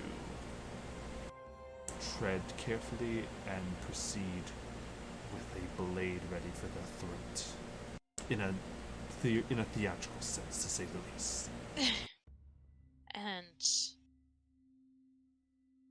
as a bit of insurance, can I get a promise that that will not include any of my friends? You have my word that your current party will not be affected by me. And if anyone should come to help us, If they are here for the aid of the overall goal, then I have no issue. However, if I sense even the slightest bit of deceit within them, you will know.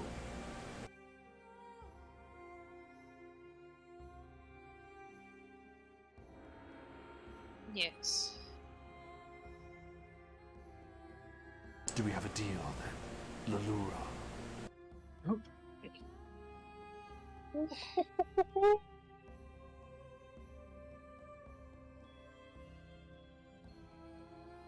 Trying to think through all of the possibilities. Also, a carriage. We need a carriage to get to where we're going. Yeah. Nah. Yes? You use the form that I grant you and tell them that it is a demand of Dendar the Night Serpent to be given the finest carriage. Excellent. Nice. Excellent. Then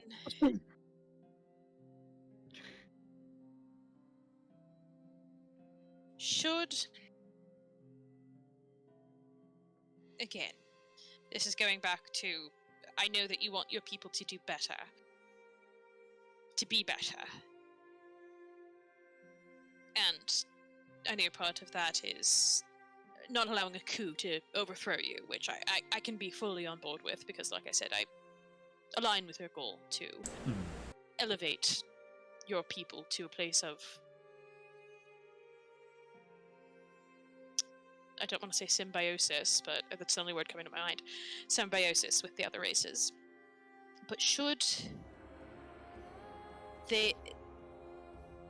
that fail and people come to stop your people, what am I to do then?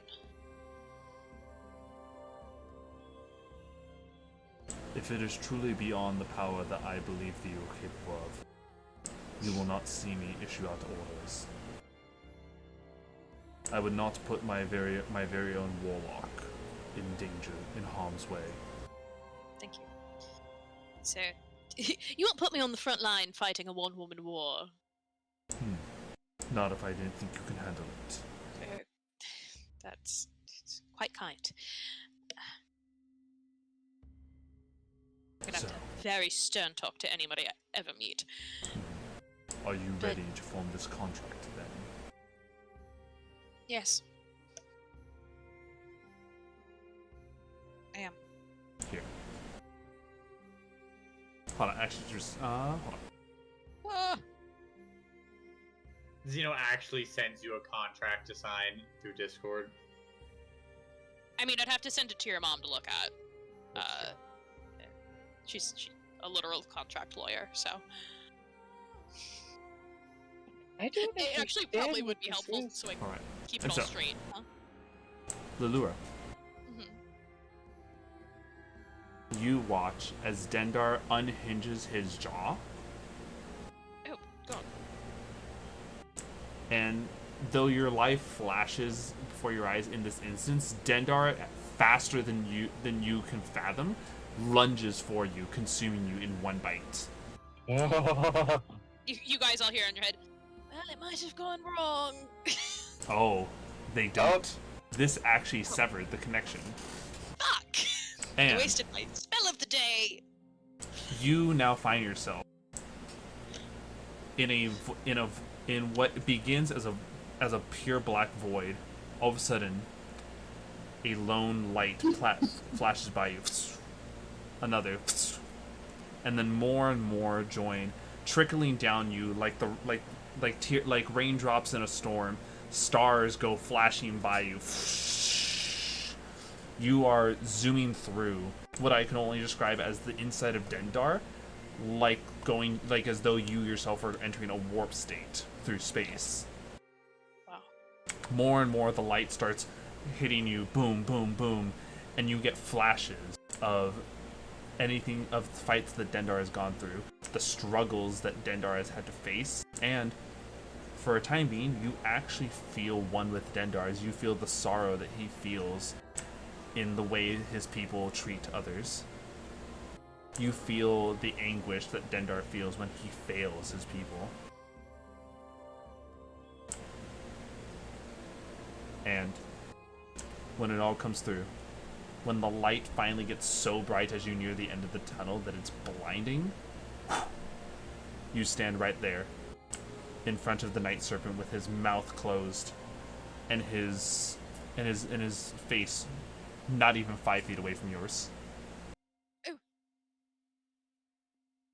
And so the contract is formed. Yes. Would you like to see your new form?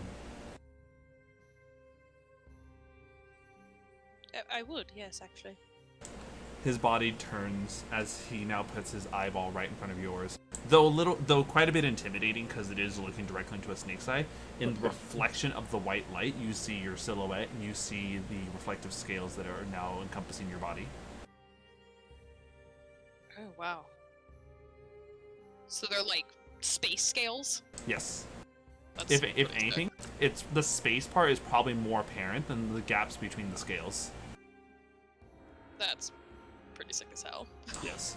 And then you said I can turn my eyes from my normal, like, shadow black to what color? To basically what you see of Dendar right now, where like the black iris is replaced with the white, and it is a glowing green. Glowing green with a white iris. Okay.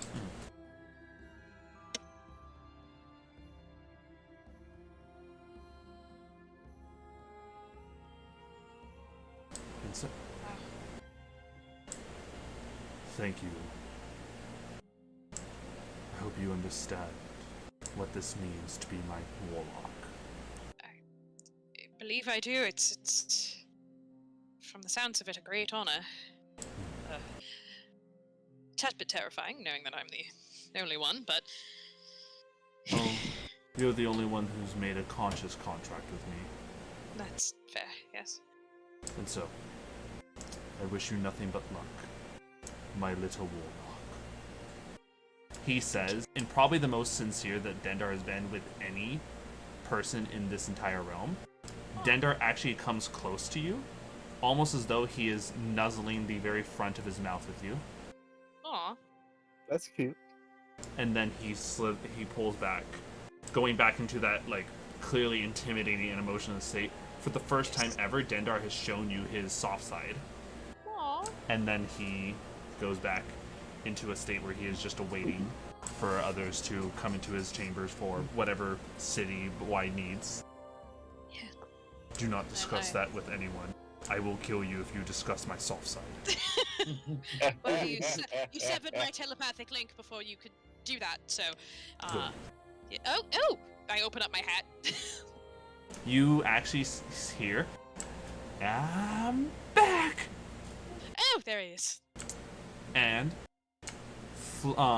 coming out of your hat with a new, less lit form is Thraxor in the actual closet state that we know, because that's probably the closest I can get to a more scaled-like form. Yeah. Oh, hello, Thraxor. Hello. How do you feel? More powerful than ever. Clearly, I'm ready to get to world destruction. Oh, don't say that too loud in front of Dendar. He will eat you again. Ha, I'd like to see him try. Dendar just kind of looks. Maybe I do have some regrets about this. He was part of the contract. Yeah. Good He was luck. part of the contract. Please. Well, it's a very helpful conversation, and obviously we both coming away from here with some new stuff.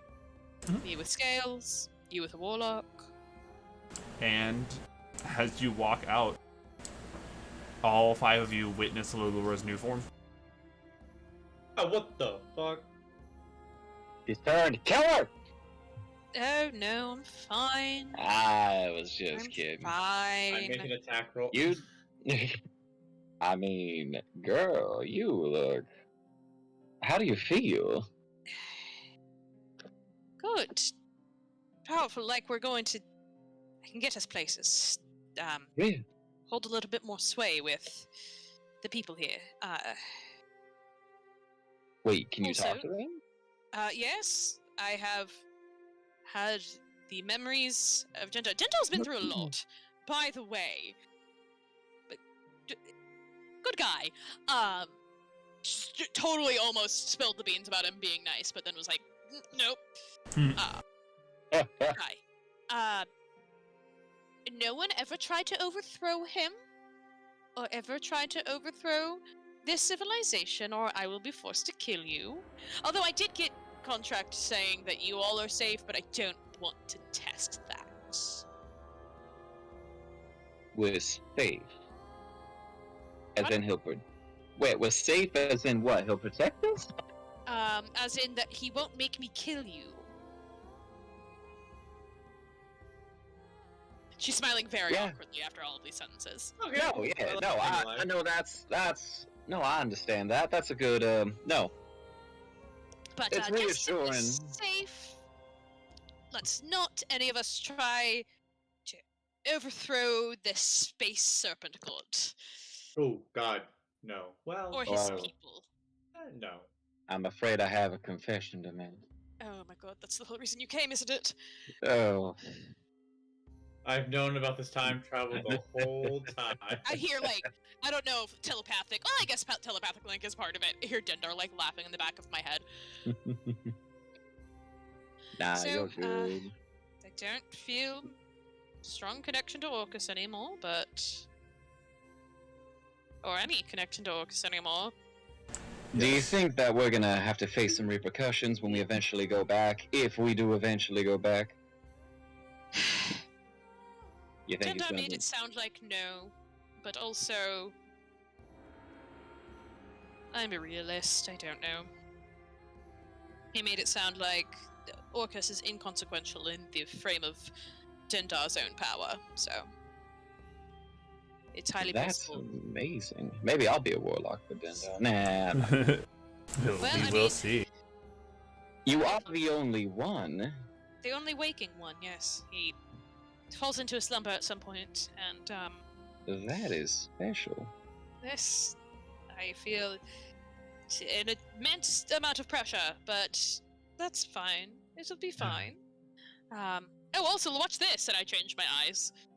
Ah, what the fuck? Creepy, right? Then blinks That- away. What does it feel like having a connection to a god? Here, hold on. Let me go ahead and quickly interrupt you. We are going to the intermission, but I have no issue with you guys role-playing among yourselves. I will catch up in about half an hour to stream. We will be back after my child is off to bed. Okay. Okay. I mean, I've always had a connection with a demon prince, so I guess not anything super different. Yeah, but this is a giant snake. It's very... This is a giant snake. Yeah, a pact. What would you call this? A pact of the, like a pact of the serpent, a pact of the dragon. This sounds really interesting. Like maybe like some official guide should have something like this somewhere or something. Possibly. It's crazy that they haven't thought of this yet. Possibly, Even yes. though people have been screaming. I feel like this is something people would scream about for years and years, but nobody would. There's so many serpent and dragon gods. Ugh. I was just wondering because I've never had any faith in any of them. Well, I guess, to be fair, I never really have either. It was inherited. It is an inherited thing for me, so... Yeah, that is interesting for you, because you don't need to have faith in whatever deity. It's just, you just sort of work for them, like you're an employee or Exactly, yes. Interesting. indentured in a so I'm way. gonna go take my break. Man, where you going? We're talking here. So, I think Spyro's just wandering off somewhere. always does. Going to go cheapos.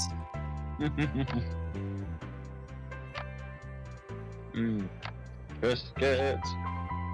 As far as I'm concerned, I'm still an undead warlock. Can talk to all of my undead things. I did just find a homebrew of a serpent warlock. So don't mind me. I'm just gonna look at it right now. Yep. That's right. Like dragon warlock. Yeah. Didn't even contact me. Didn't even text me for it. Oh yeah, you weren't in the last sesh. I'm not supposed to be in any of the sessions, so I'm a manny. I'm just here to run polls at live time. Yes. Yeah, welcome. We love having you. Oh, thank you very much. But yeah, my Zeno God. didn't even contact me for my Dragon Warlock that I made. It's Just ready. like that. Literally just ready for some testing.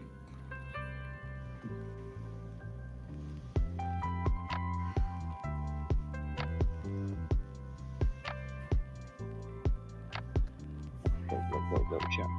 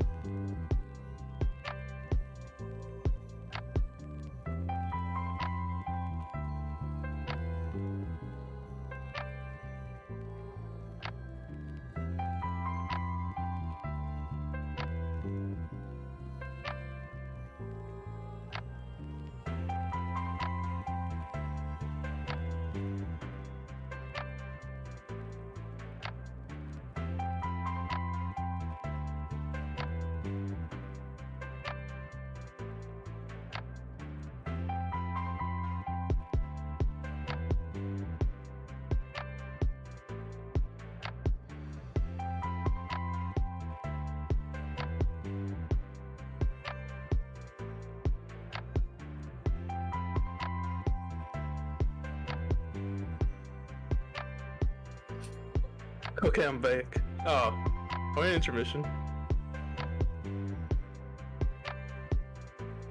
We are. I don't know if you heard me strike the pact, but I'm now. Sorry, I had to do something. No, you're good. So what ended up happening? If you don't mind me asking. No, you're good. I am now a warlock for Dendar.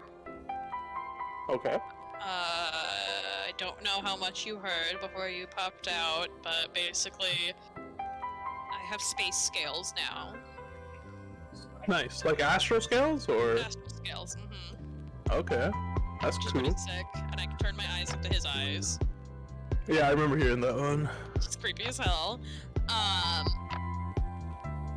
And then he can hear through, like he can hear and see what I see and hear. Uh-huh. And so he said that if I ever come across someone who like is a threat, that he is gonna make me kill them. You're gonna have to commit war crimes. I might have to commit war crimes. But I got assurance that nobody in the current party will ever be subject to that. You should probably put a stipulation of like, and future party. Yeah, I also said anybody else who I meet who's helping us. And he said, as long as I can tell they're not trying to destroy me or my people, you'll be fine. And I said, Sick. I said, okay, I'm gonna have to tell people all about this when I meet them. Hey, by the way, don't be a dick to his Don't be a people. dick. Don't. Just don't. Hi, I'm the only waking warlock of the Serpent God. Sap. Don't By fuck the this up way. for me. What's everyone's HP now? Mine is 73, I think. Mine's 75. I finally passed. 82. Oh, I didn't do my health. Oh crap! I should probably double check that. That's important. Whoop. I can also now speak Draconic as well because I put that in Sick. my contract. We can finally talk Draconic. We can speak Draconic, and also I've guaranteed us a cart for wherever we're going. Oh no, no, Nice. it's things too. Okay, that's like So with you the sold your soul for a cart. Yep. And also ending my familial curse on the last one. Oh. Oh yeah. I remember hearing parts of that. Yeah. That was the more important part. Cute.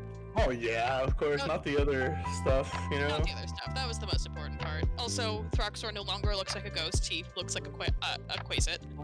Quasit? Quasit. Croissant. Croissant. Croissant. Quasit? It's a croissant. A croissant. So he actually looks like his actual, what I've been flavoring as a ghost. He looks like that now. So that's good. And then I fell through, Dendar ate me, and I fell through space. And then That's cool. Wow. yeah, that's how we signed our contract, and then he nuzzled me. But none of you are allowed to know that, because he'll kill me. what? That Dendar nuzzled me. Eddie, what? No, I don't know where you're thinking.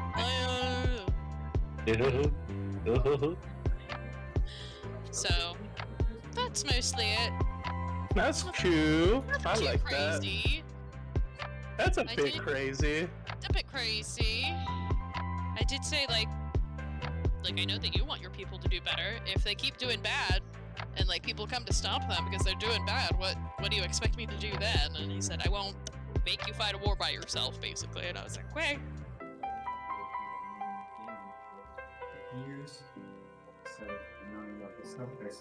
Alright, well, that Yeah, sounds dope. It's dope as hell. And, Lynn and I already discussed, will Orcus try to attack me when we get back to our timeline? Who knows? Probably. Probably. Because demon princes aren't exactly, known for being the forgiving sort. Yep. So, By the way, sick as hell. I said either way, sick as hell. oh, either way, sick as hell. I look like a cool shadow snake now, so. Tunnel snakes rule.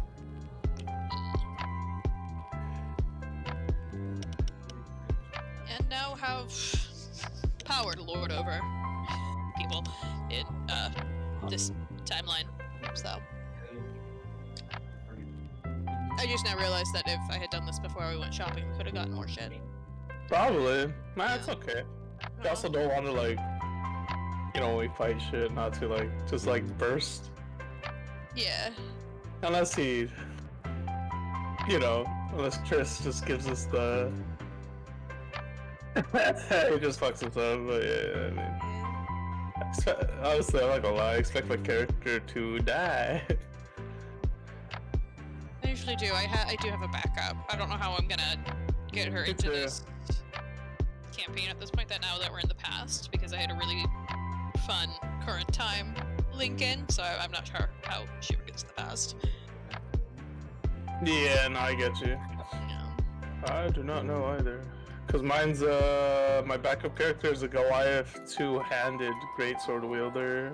Ooh, we love it. My backup is an Eldritch Knight who's a Minotaur flavored as the moose. Hey, yo. Holy shit. Yeah, dude, I expect my character to die, Hey, what do you Listen, in the Chris last is not this- campaign that y'all were in and near the end. so often.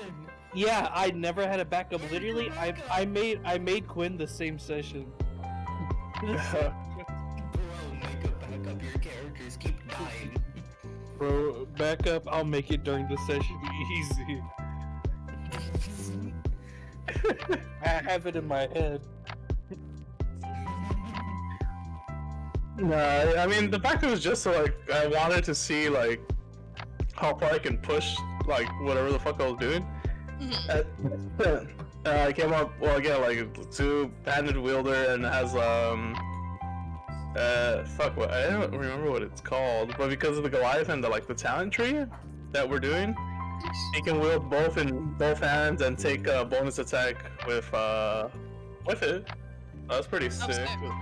Yeah. And you'd have Stone's Endurance, because the Goliath Yeah. has Stone's Endurance, which is pretty Ooh, sick. that Stone's Endurance thing is so fucking good, dude. Real good. It used to be really crap, honestly. Yeah. Are you doing the two-handed two-weapon build? Oh yes, you know it.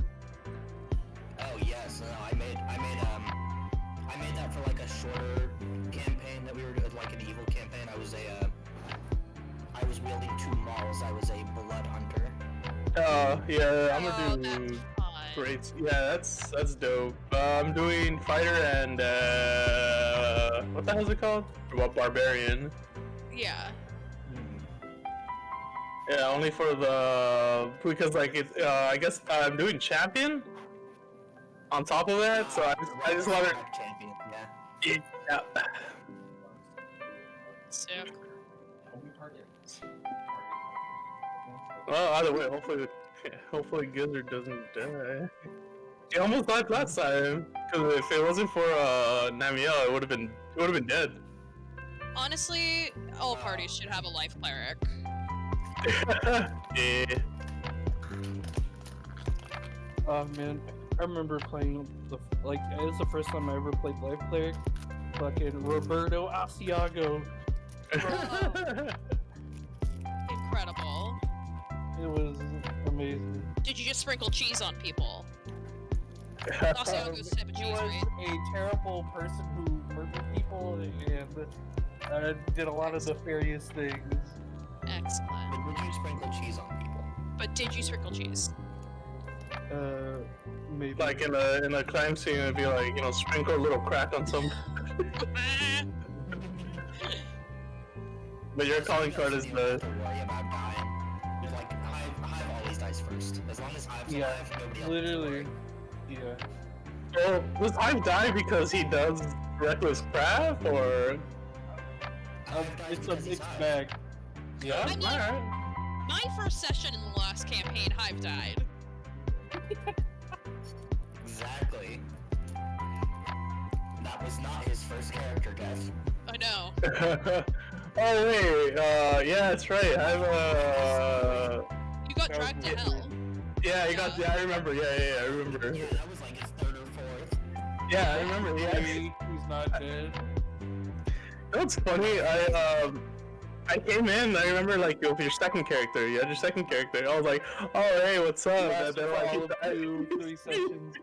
Yeah, he just died. I was like, wow. Drained by a fucking skeleton or whatever, a shadow or something like that. No man, who told you to die?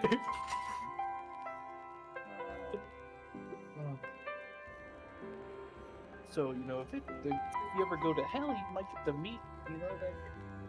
I did, I had Planar Shift as a spell that Floribunda could cast, and so many times I was like, we should just go to hell and save him. That's true. You could've. That would have been a very interesting, it would have been so far off of our main actual quest. Oh But, yeah. like, every now and again, I thought about it. But wouldn't it also mean that we have fuck, what was it? We had a time limit too, if I remember correctly. We did when we got to the end there, like, once we knew. I guess we probably always had a time limit, but we didn't know about it until the end. Yeah, that would have been pretty hazardous, honestly, if you know. Yeah.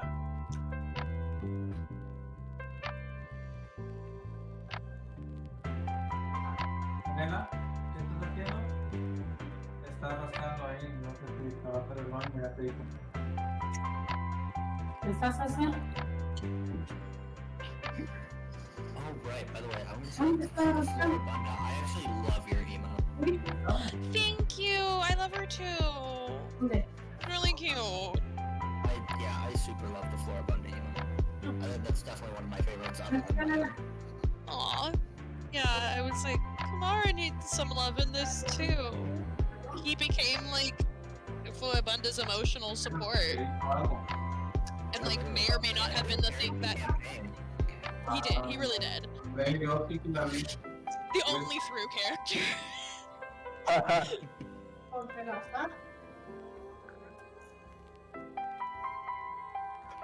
Didn't you want to bring him to like the final fight? I did. Yeah. I did, and then you guys were like, Kaitlyn, you're yeah, you're like, he's gonna die, and I said, okay, I can't emotionally handle that. Yeah, he does. Straight out, no, you would have. Yeah. I mean, considering I started sobbing like a baby when he said that he would stay with me for eternity, as like I couldn't leave my friend. Like, considering that I like lost my shit at that in the like last episode, I can't imagine how inconsolable I would have been if he had died. Oh shit.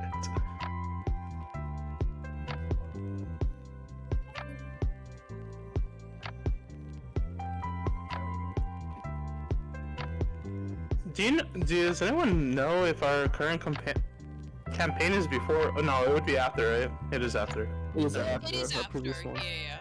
Yeah, because I was like, wait, my backstory, that wouldn't have made sense.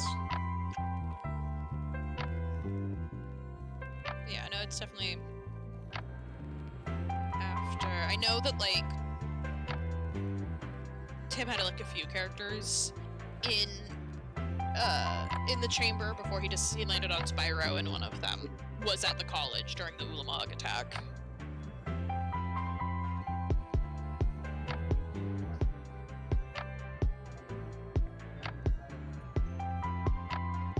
I think if this character dies, which I hope he does. You want your character to die? No, I said I hope he doesn't. No! Like, I don't want him to die. And if it does, yeah, when it does. Dude. I don't know how to see a character of mine perma-die. Oh boy, we gotta go dying again. I said perma-die. Yeah, my next character is gonna be from Lich Core. I guess you have the case of the Tuesdays. For real. No, I somehow survived dying 3 times in a row. Tuesdays.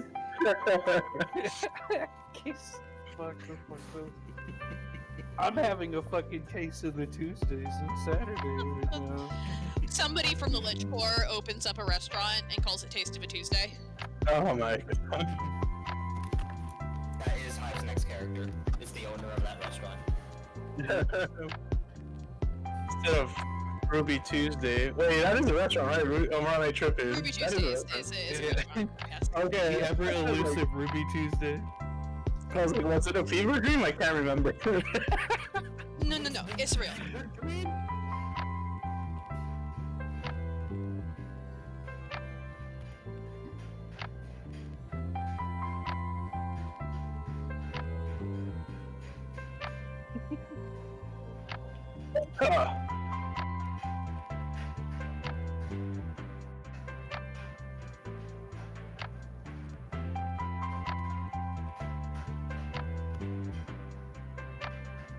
Who's working? No, it's probably just someone cooking. Oh, all good. All good. No, you didn't have to do that. I was just kidding.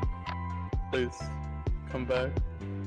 Fred. Somebody was watching, I didn't leave. I'm still here. Somebody was watching Family Feud earlier, and I was enjoying hearing that in the background. I was having a good time. Steve Harvey's sonorous vocal cords. Well, 5 answers on the board. I like to play with my. Say it. Ah, damn it, I did.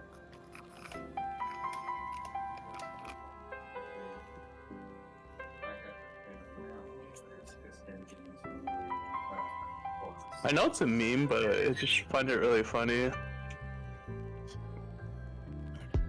What The Family Feud was, yeah, I was like, you know, man. You know what's gonna happen in every episode. And he always, every time, looks so like he genuinely. I do not think is acting. I think he just looks genuinely disappointed. shocked and disappointed when people say or like almost say dirty things. Or like that one time, Naked Grandma has to be one of my favorite clips from that show. Oh yeah, I remember Naked Grandma.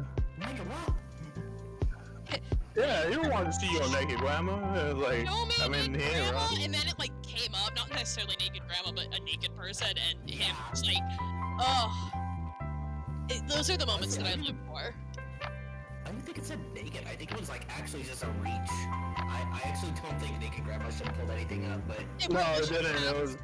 But it was too funny after Steve like lost his goddamn mind that they could have been just like not give them points because it was so good. For their ratings. It was so good for their ratings.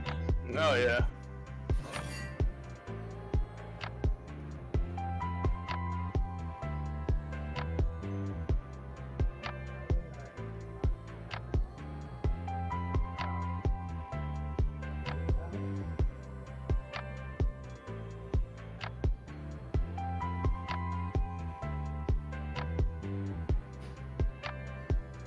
And do it for the views.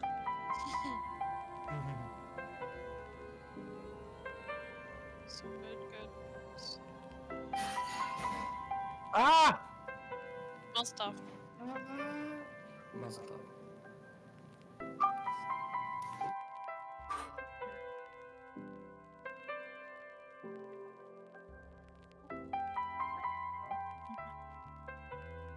Little bastard.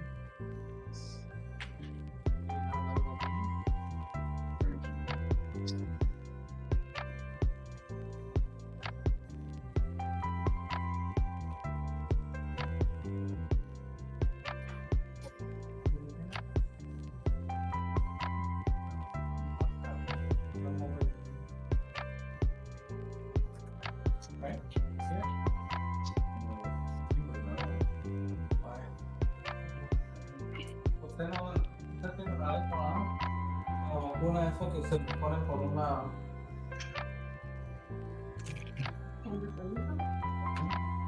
Yo no tengo, ¿ah? ¿Usted tiene?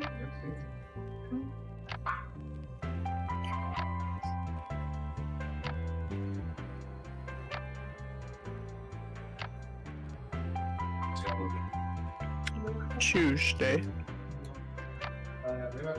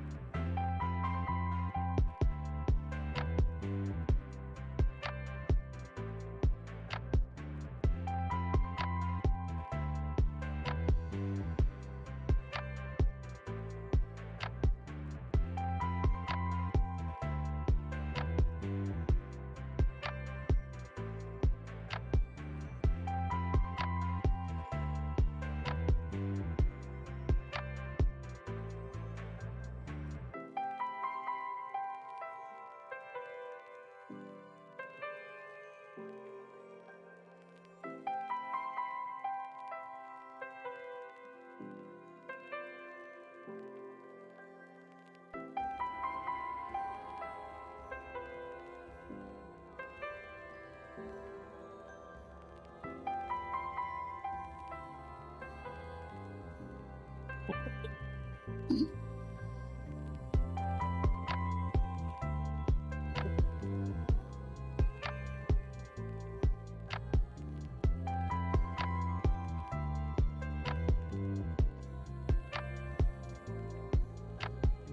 thought I'd hear that said to someone. Holy shit.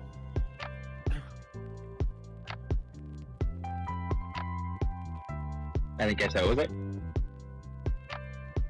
I just heard someone say you were born because of tax benefits. Oh my god. Oh no. Bro, that's such a fucking burn, dude. Jesus Christ.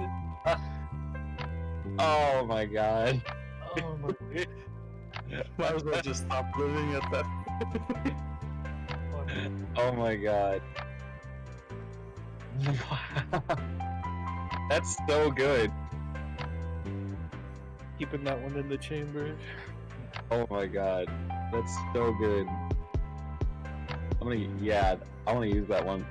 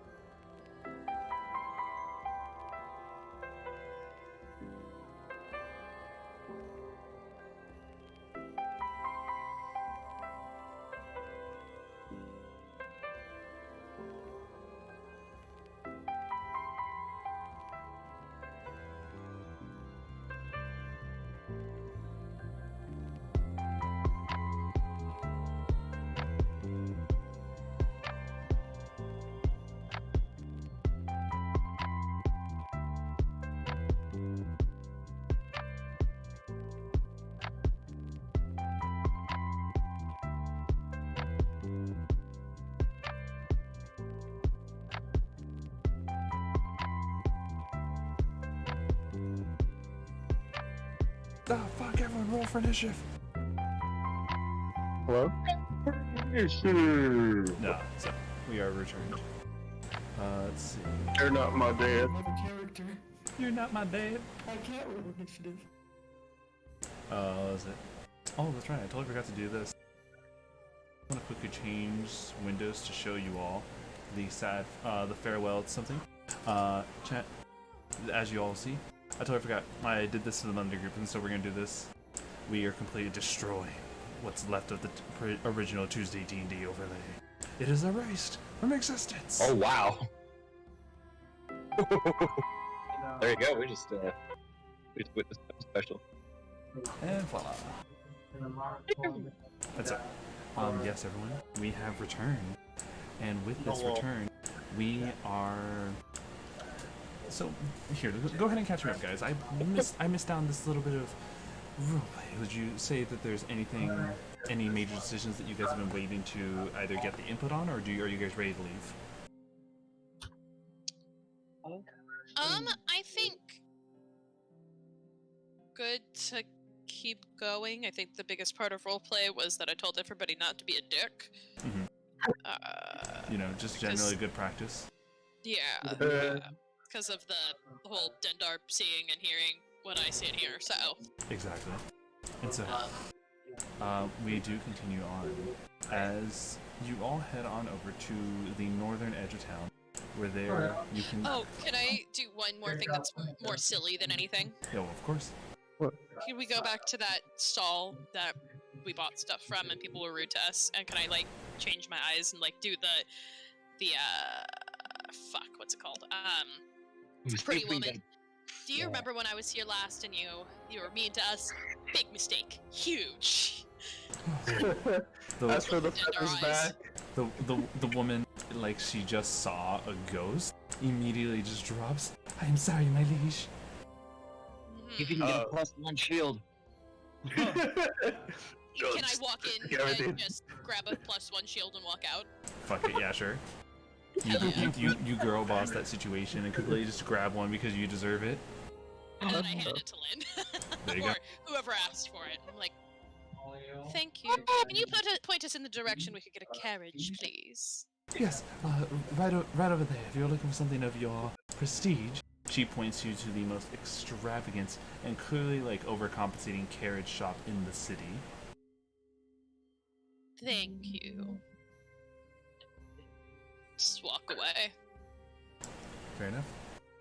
You all watch Lilura. I mostly just wanted to do the Pretty Woman scene. No, I get that 100%. It just approved. Thank you. And so, when you do head over to that carriage shop, you see what I can only describe as a very lethargic Yuan-Ti who somehow has definitely extruded some facial features, though their head is that of a snake. Think Rattlesnake Jake from Rango, where it's almost like their scales themselves give off the illusion that they actually have facial hair. Look at here. Oh, what? He immediately notices Lilura. Hello. Welcome. How may we be of assistance? Well, we are on a mission of somewhat great importance from my lord Dendar. We need a carriage to traverse the desert. Yes, of course. We will get you the finest of carriages. Thank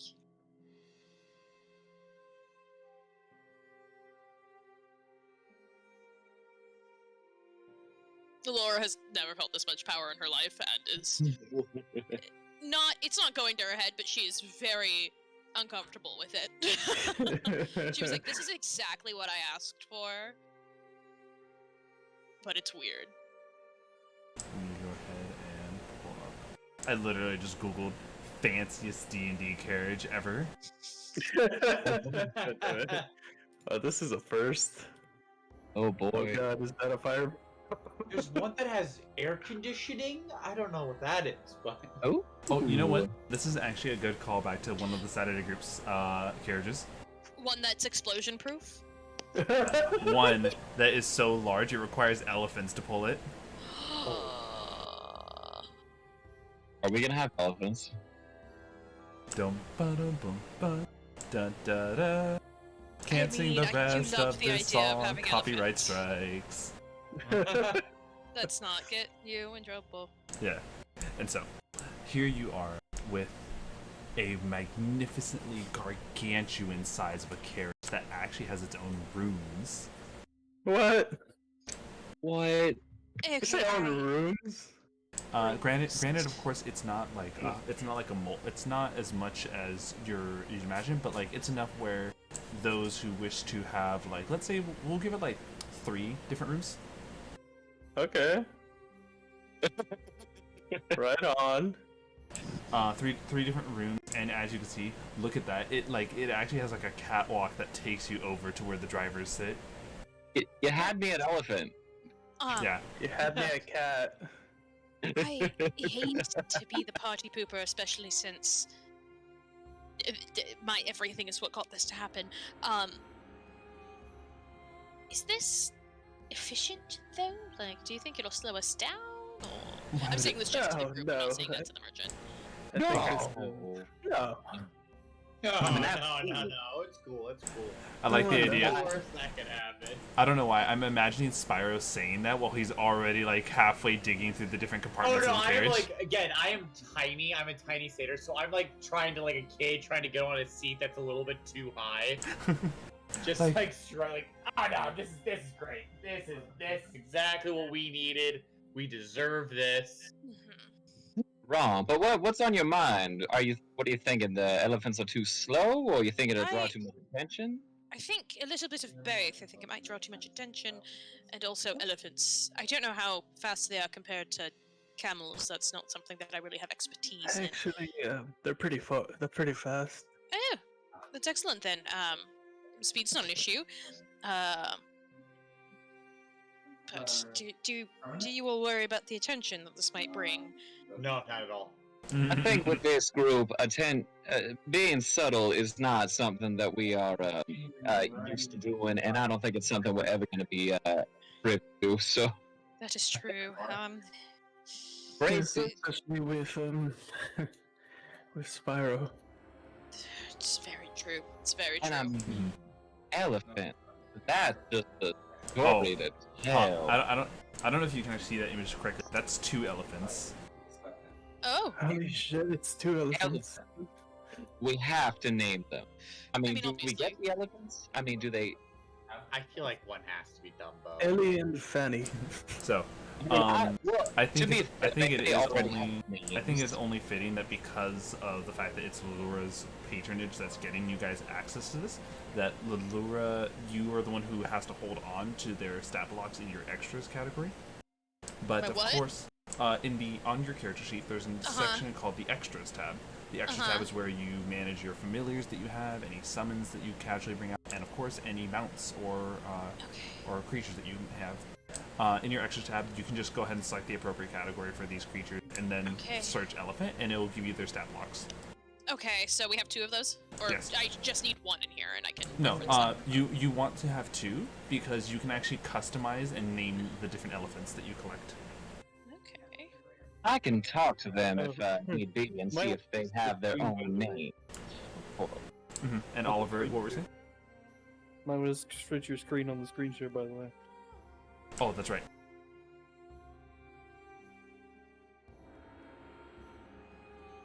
All right. Thank you. That completely slipped my mind. That's a much better context. Now you can see the 2. Oh yes. All right. Got a house on wheels. And then does this quite lovely carriage and our mounts, do you provide all of the food and such? Yes, of course. It's actually the entire area underneath the driver's seat has a compartment. Think of it like that is the basically, you see how there's like stairs that take you from the driver's seat, and then you would like catwalk to the actual entranceway of the carriage. There is a back area of that driver's seat because it's so high up. It actually is sitting on top of what I can only describe as a pantry for elephant food. I'm already heading there, and I'm already. Are the elephants already here? Like, is this something that's just like we're looking at right now? Yes, in order for this carriage to actually have been pulled out, they needed to already have the elephants ready for you. Alright. I'll just go and I'll just cast Speak with Animals, and I'll just kind of get to know them for the next few minutes and just let them know what our plan is and our journey and just get acquainted with them a little bit. The two elephants look over towards Lynn. A little... They're definitely a little off. It looks like as though they've been used to a life where speaking out of even making noise out of turn, though it is an elephant, that's just a part of its ability to speak and communicate, makes them shy to talk. Aw, it's alright. You don't have to talk to me if you're not comfortable with it, but I'm letting you know. If you ever want to tell me something, you let me know, alright, baby? One of the two elephants. It is okay for us to speak. You can talk as much as you want now that you're with us. Though this emotion is not... How do I explain this? It's like you have officially introduced color to the colorblind. The elephants are tearing up. Oh. We can speak. You can speak. Oh. I wasn't prepared for that. No. Oh, and that's about it. I get to know them. If they have names that they call themselves, obviously I respect that, and we will address them as such. We were never allowed names. We were just addressed by the one that they hit. All right. What would you like to be called? I don't know. What would you like to call us? Oh. Well, that is a tough question. Hey, everyone, what do you think? They're wondering what we can... They're not... They've gone most of their lives without having a name. What should we call them?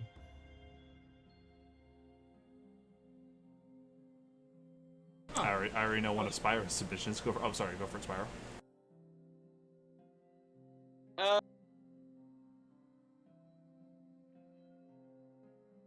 Nah, I'm sorry, I'm drawing a blank. It's too late.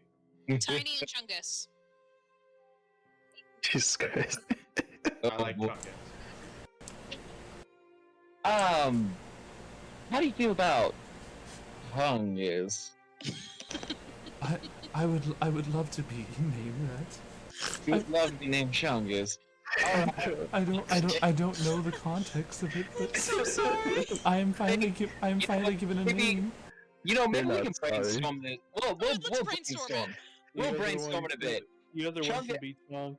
I think the context of that might be a little misconstrued depending on the region that we're going to. So how about we just we'll talk about it. We'll brainstorm it. This is something we should think about. You never just name a child right off the bat. You have two, and Oliver also suggested Chunk. Is that correct, Oliver? Chunk. We're going to think about this. We're not settling on this. Next question, we'll have names. We'll be happy with whatever names you give us. We're just happy to be referred to other than me. Right now, I'll just call you babies. All right, baby. All right, baby. When you say that, is there any accompanying gesture? I'm talking to both of them, and I'm just like letting them know I'm there. I'm like stroking like the outside of their ears, and I'm just like stroking their, just their trunks. So just like an affectionate touch. And allow me to give you this. Because you're this close, you can see, though faded, the scars that they have received in their numerous years being alive. The fact that some areas of their ears actually look a little tattered, as though the whip had missed their bodies and actually slashed at their ears. These elephants this is the first time you were presenting comfort to them, and though it is a new and probably invigorating feeling, you get the feeling that this might lead to generally, like, how to put it, someone who's used to a life is probably a little distrusting. But nonetheless, the elephants are crying, to say at the very least, at this new form of as this new emotion is being felt, appreciation of affection.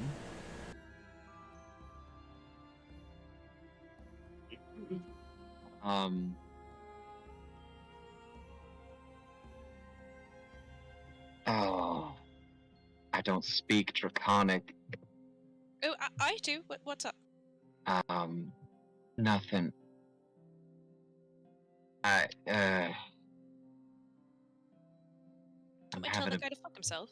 I really, really want to, but this is my heart's breaking just a little bit right now. Do you see? And I point out what's described. The numerous of scars that I can only describe that most elephants already have, a good amount of wrinkles through their body. The scars are as numerous as any person who grows stretch marks would, like, just have all over in different areas where their body has expanded since a youth.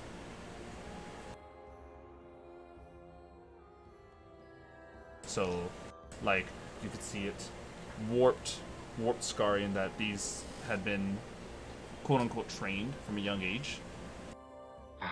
Yeah. I do turn to the merchant, thaumaturgy my eyes, because why not? A little bit of a scare factor. And I say, I do hope you don't treat all of your animals like this. Treat them like what? They're livestock that's meant to serve us. You're to treat all animals with compassion from here forward. Do you understand me?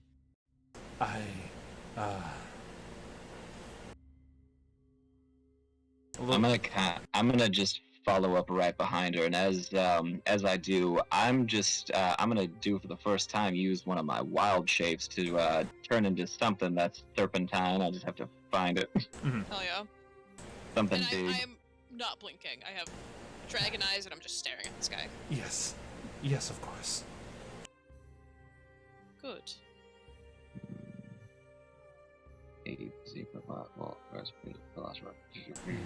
Oh my god, there's so many things. Oh my god. Yeah, sure. Giant spider. Yeah, giant spider's fun. Perfect. Yep. Just intimidation factor. Hell yeah. Upon our return, if I see even a single animal flinch at your arrival, I believe Dendar might have some severe consequences for you. And then I just walk away.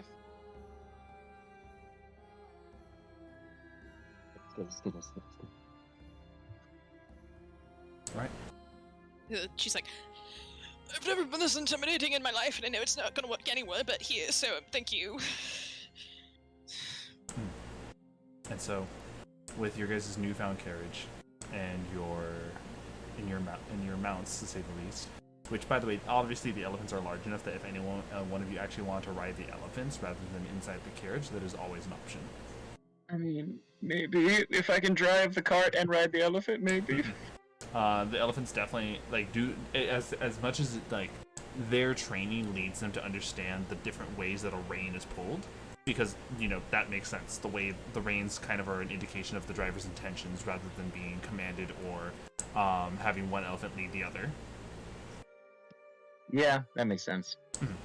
All right, I'll explain what's gonna happen, where we're going, and I'll be leading them gently, and we're gonna be going, I guess. Do we have anything else we need to do before we leave? Anyone?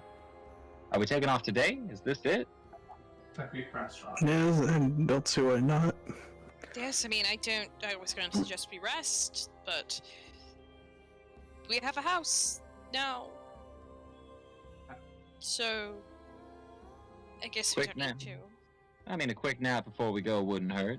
Quick nap's always a good idea. We could take a quick nap just right here in this. Yes, with the fact that the desert I guess it depends. From here on out, do we want to prefer to travel at night or during the day? Oh. I have no problem traveling at night. My vision is good as any. So is mine. That's fine. Yeah, so mine isn't. Okay. Fair enough. Is who oh, just being sure, who is the only person who can't see that well at night? It's fucking me, dude. The only person, Riff. No. And the only person who absolutely needs. No. I think there's actually one. Hold on. Is there anyone who would like to speak up about their impaired vision at night? I'm a goblin, I can see well. I mean, I got dark vision. I don't think did something change that I don't remember? I'm calling out our canine ally. Oh yeah, that's right. I don't have dark Which it's kind of vision. I think it's hilarious that the lizard folk and the I could've canine sworn I person had do dark not have vision. dark vision. It's so weird. Yeah, I mean, I don't know, man. Wait, no, I do have dark vision. It says it right here in the racial traits. Oh, here, can you do me a favor so that way it's recognized? Can you should be able to click on the little gear next to senses, and you should just be able to give yourself all the stuff that you actually have. Like, for example, I think there's also an option, I think, in the customized to select if you have advantage on skills, because I do see you have advantage on perception checks that rely on smell. In some cases, you should be able to do that, but go ahead and like take a look at your racial traits and like adjust anything on the sheet that can be adjusted for the purposes of future use. Oh man. 300 feet. So anyway. Oh man, would you look at that? I have true sight. Yeah, so it's actually only the lizard folk who can't see that well.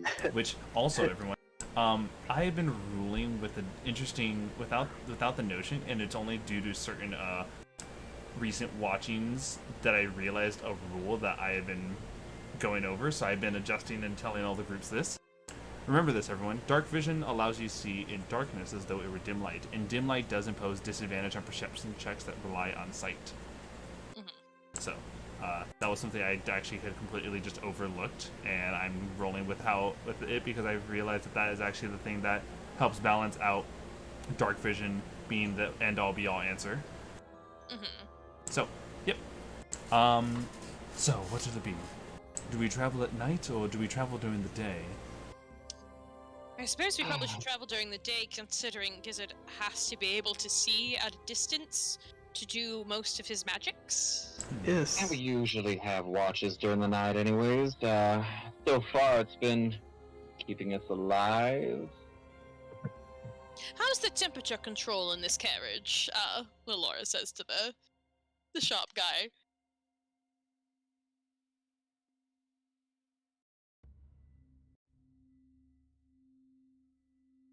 Well, it has to be good, right? I would think so. Hopefully it won't get too warm during the day. The temperature control is very, very well. As you can see, due to the elevated rafters, it actually is designed to be traveled during the heat. And at the same time, during the day, I don't know how obvious it is, but you can, of course, enjoy the fact that you have a living space within the main center area, and so you can light up a bonfire in there and let the smoke extrude through the vents on the sides, the windows. Think of a metal fire pit, and so long as like you can see that like the metal fire pit also even has like a rim of metal that surrounds it on the floor. So long as you don't have fire that extrudes beyond the fire pit into like the furniture or the wood that goes beyond the rim, you should not light the carriage ablaze. Interesting. Well, that is all very good information. This is the fanciest thing I've ever had. All right. So I suppose we are good to travel during the day without overheating, and elephants have pretty good temperature control of themselves, from what I understand. And we have all of the provisions we need for them.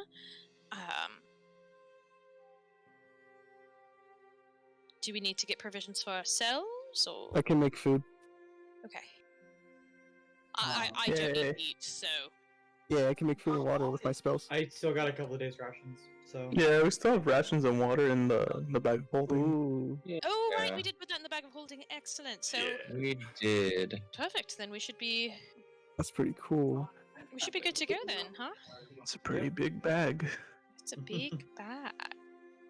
Big. Big ass. I'm like trying to figure out where we should all position ourselves in this carriage during traveling, because if we get attacked from the front and several of us are all the way at the back of the carriage. Aw, Xena, that's so cool. Yeah. It's so cool. I thought you guys would appreciate to understand how this thing looks at night. That's so That's so cool. It's really beautiful. Oh my god. It's So a we have castle on totally wheels. foregone all stealth at this This point. is ours now, right? This is Or yours. This is yours. This is technically yours, however, be aware. Probably the biggest thing about this is when you guys eventually have to say goodbye to it, because this is only exists during this time period. Nope. That's true. No, here's what we'll do. We'll hide it. Schematics. We'll hide it where Put it in the bag of holding. And Oh yes, of Dude, that's course. not gonna work. that's how it works, right? No, he hasn't done it. we'll put it somewhere that die. no one will ever think to look. We'll bury it, and then we'll like go forward in time. We'll come back, and we'll be like, "Hey, there it is." I love Yeah, this we'll so never much. find it in the shifting sands. Although to be honest, I'm pretty sure I'm just gonna draw as much of this as I can because if we get back, it's like this is extravagant. I would love to recreate this. Oh yes, 100%. 100%. Oh, yeah. I was gonna say we should disassemble it, put it into several bags of holding. You could just put it in I'll the put that inside of another Sell box, and then Or, mail those to ourselves to arrive in 1,000 years. Smash it. Whoa. Like a Back to the Future end of part 2, where it's like Doc leaves, and then suddenly a letter shows up, and it's like, Yeah. oh man, from ourselves, from thousands of years before. Whoa. Oh, Wait, I can't we love just this. give ourselves money from the past to the future? So we can afford this carriage? Well, let's not forget that. Remember, gold is useless during this time, Yeah, especially so in let's that just city. get all the gold we So can. if you can come back to the future with a lot of gold, you can easily recreate this carriage. Yeah, Back to the Future. there we go. Excellent. It's not embezzling. It's barely illegal. Can we mail ourselves the gold? There's no loopholes Invest- against time travel. Let's invest in something, and then we'll collect. Likeness. this one is unique. And so, I love this. all right, yeah. So this is once again the idea if you guys are deciding that it's better to travel during the day because you'd rather your spellcaster be able to see. Yeah, I think that's Yeah. probably a good plan. Yeah. Bad eyes. All right. This one has about. I'm gonna keep this as actually a reference, so we can always switch back and forth between like day and night. Oh, Ooh, that's amazing. nice. Day and night. How many rooms are there? 3? So let me properly count for this because realistically, I've only run this one at a time, and it was literally like as an end of campaign reward. So, let me see. So assuming that this carriage mirrors itself, this little butt that you see that sticks out should duplicate on the other side, and you can even see that there is a bottom. Like this is a 2-story carriage with Yeah. even its own loft in the back. So I'm gonna assume Wow. this. I'm going to assume that the master bedroom is the middle back where that like balcony is actually accessible like from the master bedroom. Mm-hmm. The center forward is kind of like the living space area where you guys can hang out, and of course, if you guys feel comfortable sleeping there where you get a good view, you can always sleep there. I'm gonna say that the left and right side of the carriages with that little like buttress that sticks out is definitely going to be like another set of like quarters, if not more storage, because that also makes sense to have storage. And the middle section is more of just your, hey, people obviously work on this type of carriage, so this is where a lot of the commoners would sleep. So it's not as luxurious, but it definitely is like cabin space. Think on a ship when you have to just cram a lot of people somewhere. You give them semi-comfortable beds. And where'd you say the storage space was? The bottom? The left and right sides, that little like buttress that sticks out on Okay. on the sides. The balcony part, yeah. Yeah. Okay. And then is this like front windowed situation like not necessarily the captain's quarters, but you know, like in pirate movies, they have like that area with the desk that the captain sits in. Would that be that situation there? The living quarters would provide that. If anything, I would probably argue that near the fireplace is a large enough table with a sitting space. And you know what? For dramatic flair, we'll make it that like the couch, like there's a couch and there's like 3 couches. One that actually has its back facing towards where the driver looks ahead of, 2 on the sides, and the table in front of it with a good 10 feet, 15 feet yonder is where the fire pit section of the place is. Mm-hmm. Okay, and so this like windowed area, I'm thinking like strategically when we're traveling, because we won't want to have like everybody in the back if we're gonna head into something. Like we'll want people kind of closer to the front who can do shit. So like this windowed area, up Takes like 4 right above the rounds to driver's. get out of the cabin. Yeah, right above the driver's seat. Like what's up there? Yeah, that area. Yeah. Yeah. Yeah. It's the fire.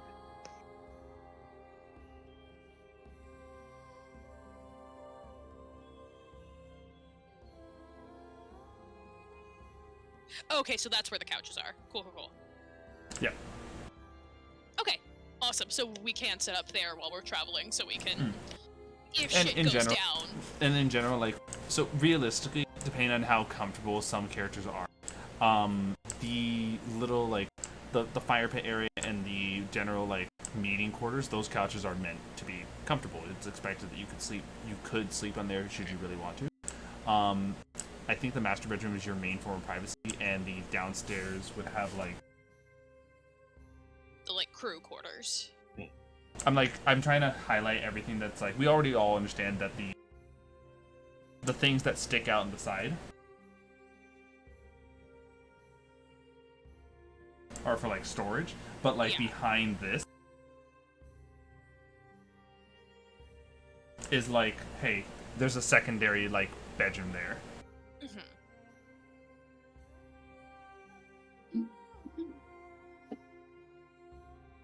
Cool. I'll sleep next to the fire, I don't mind. Oh, I'm used to crashing on couches, so I'll probably just take a couch. Yeah, so kind of like hammock sleeping space, the directly underneath the master bedroom, which makes sense because there's stairs that go directly from this to that balcony, is we'll give it like, you know, first mate, whatever have you, with the master bedroom, fire pit meeting space, main meeting space, driver's area, and then the 2 storage units that are on the left and right side. Great. We have a land ship, guys. We have a land ship. From hell to our ocean. And so, you guys may all benefit from a full long rest as you ready for the next day. Assuming that, you know, this is probably, we just spent the time labeling. I guess who wants to sleep where? I think the restaurant, but Damien and Lilura are just, hey, we don't mind sleeping in the same room. You know, like we said, we've been friends for a long time. Do you mind if we take the first mate room? We don't mind offering up the master bedroom. Oh, I don't It is particularly your ship. care. Oh. I mean, as I said, I'm fine sleeping next to the fire, so whoever wants the captain's room, that is on you. I just, you know, we feel very out of place, and on top of this, the deal with Dendar really came for you, Lilura, so we feel a little... We are your benefactors, but we feel a little guilty taking the master bedroom. Oh, you feel out of place. I also feel quite out of place. This is it's a lot. Just takes the floor of the master bedroom. Oh, like, do you curl up on the fucking floor? I'm actually curious. He's used to sleeping on the floor. He's never really slept in a bed, so. Okay. So, like, technically the master bedroom is occupied by Oliver, but not the bed itself. I think Lilura would feel way more comfortable with having somebody else in there, and she's not taking up the You got a master guard bedroom by dog. herself. There you go. Yeah, and also a guard Thraxor. I think that she would like put a whole bunch of cushions on the ground from the bed that I assume has way too many pillows on it. I'll give you this. Thraxor, he still has his capabilities of flight. Thraxor makes himself a little like hammock within the master bedroom among the rafters. Hell yeah, I love that. Yes. And then I think I put a whole bunch of pillows on the ground for Oliver to have like a nest. Nice. So that leaves Gizzard, Namielle, and Spyro. Assuming that the bedroom directly beneath the master bedroom is taken up by Damien and Lilura.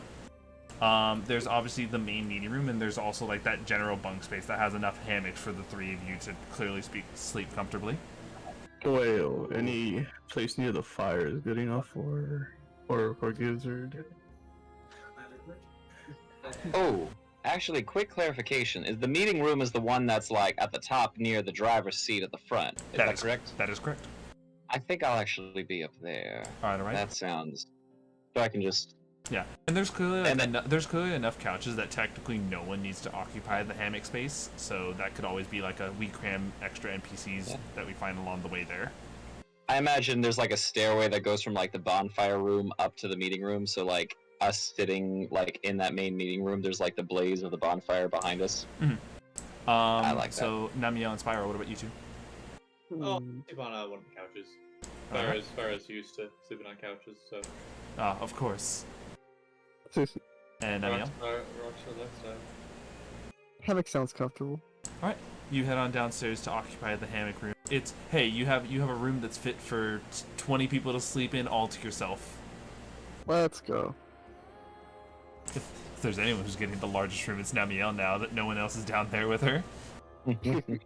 So,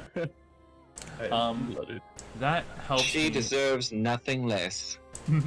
That actually gives me some ideas for later, but for now, you guys, you guys have a bit of downtime. You realize it is a little early to call it for the night. The sun is still in its sunset. Do you guys want to do any downtime activity within the carriage? Maybe outside? Oh boy. Anything with the carriage. You can already.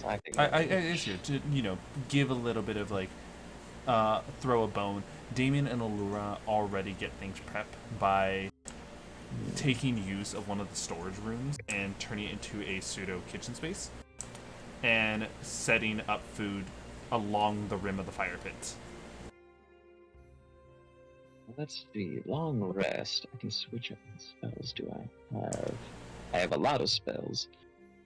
Yeah. Hey everyone. We thought it's a nice night to maybe get some food in our system before we head on out on the road. So, dinner is served. You guys see what I can only describe as the equivalent of two kids who did not intake everything that they could from culinary school, but it is serviceable.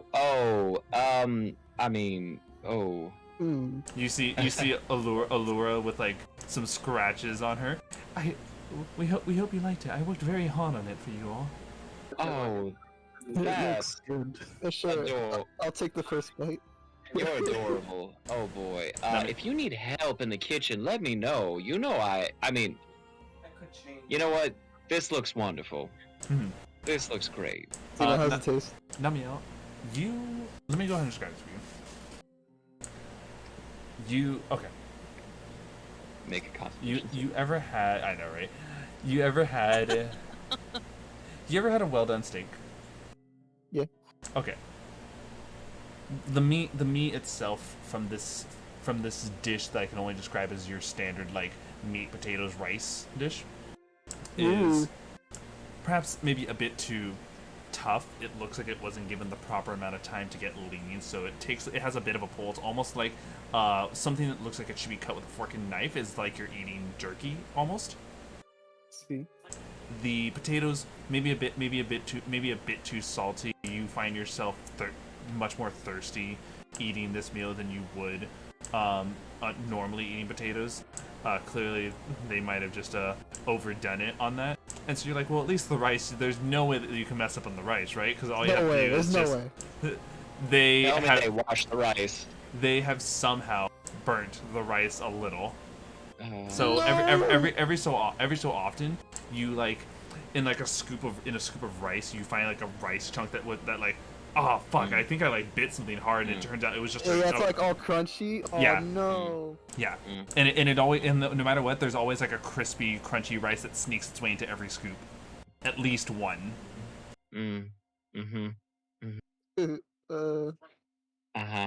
What do you think, Namielle? It's good, but it could use some improvement. Oh, here. Tell me what I need to do to improve it, to make it better for you. Okay. Well, the potatoes should be less salty. Oh. I knew it. I knew that they would use too much salt. Damien, Look, all I know is that apparently salt is the thing that you're supposed to season everything with. That's true. Yeah, absolutely. No, salt is a vital thing in cooking. But moderation in everything. But this, I take a bite, and I'm assuming it's the same. Okay. Wow. That's. I'm gonna be honest with you. Is this your first meal you've ever cooked? It's not the first meal I've cooked. It is at least, you actually see Damien counting in digits on his fingers, the fourth meal I've cooked. Right. Oh. For the resources that we have on the road, and well, honestly, it's not.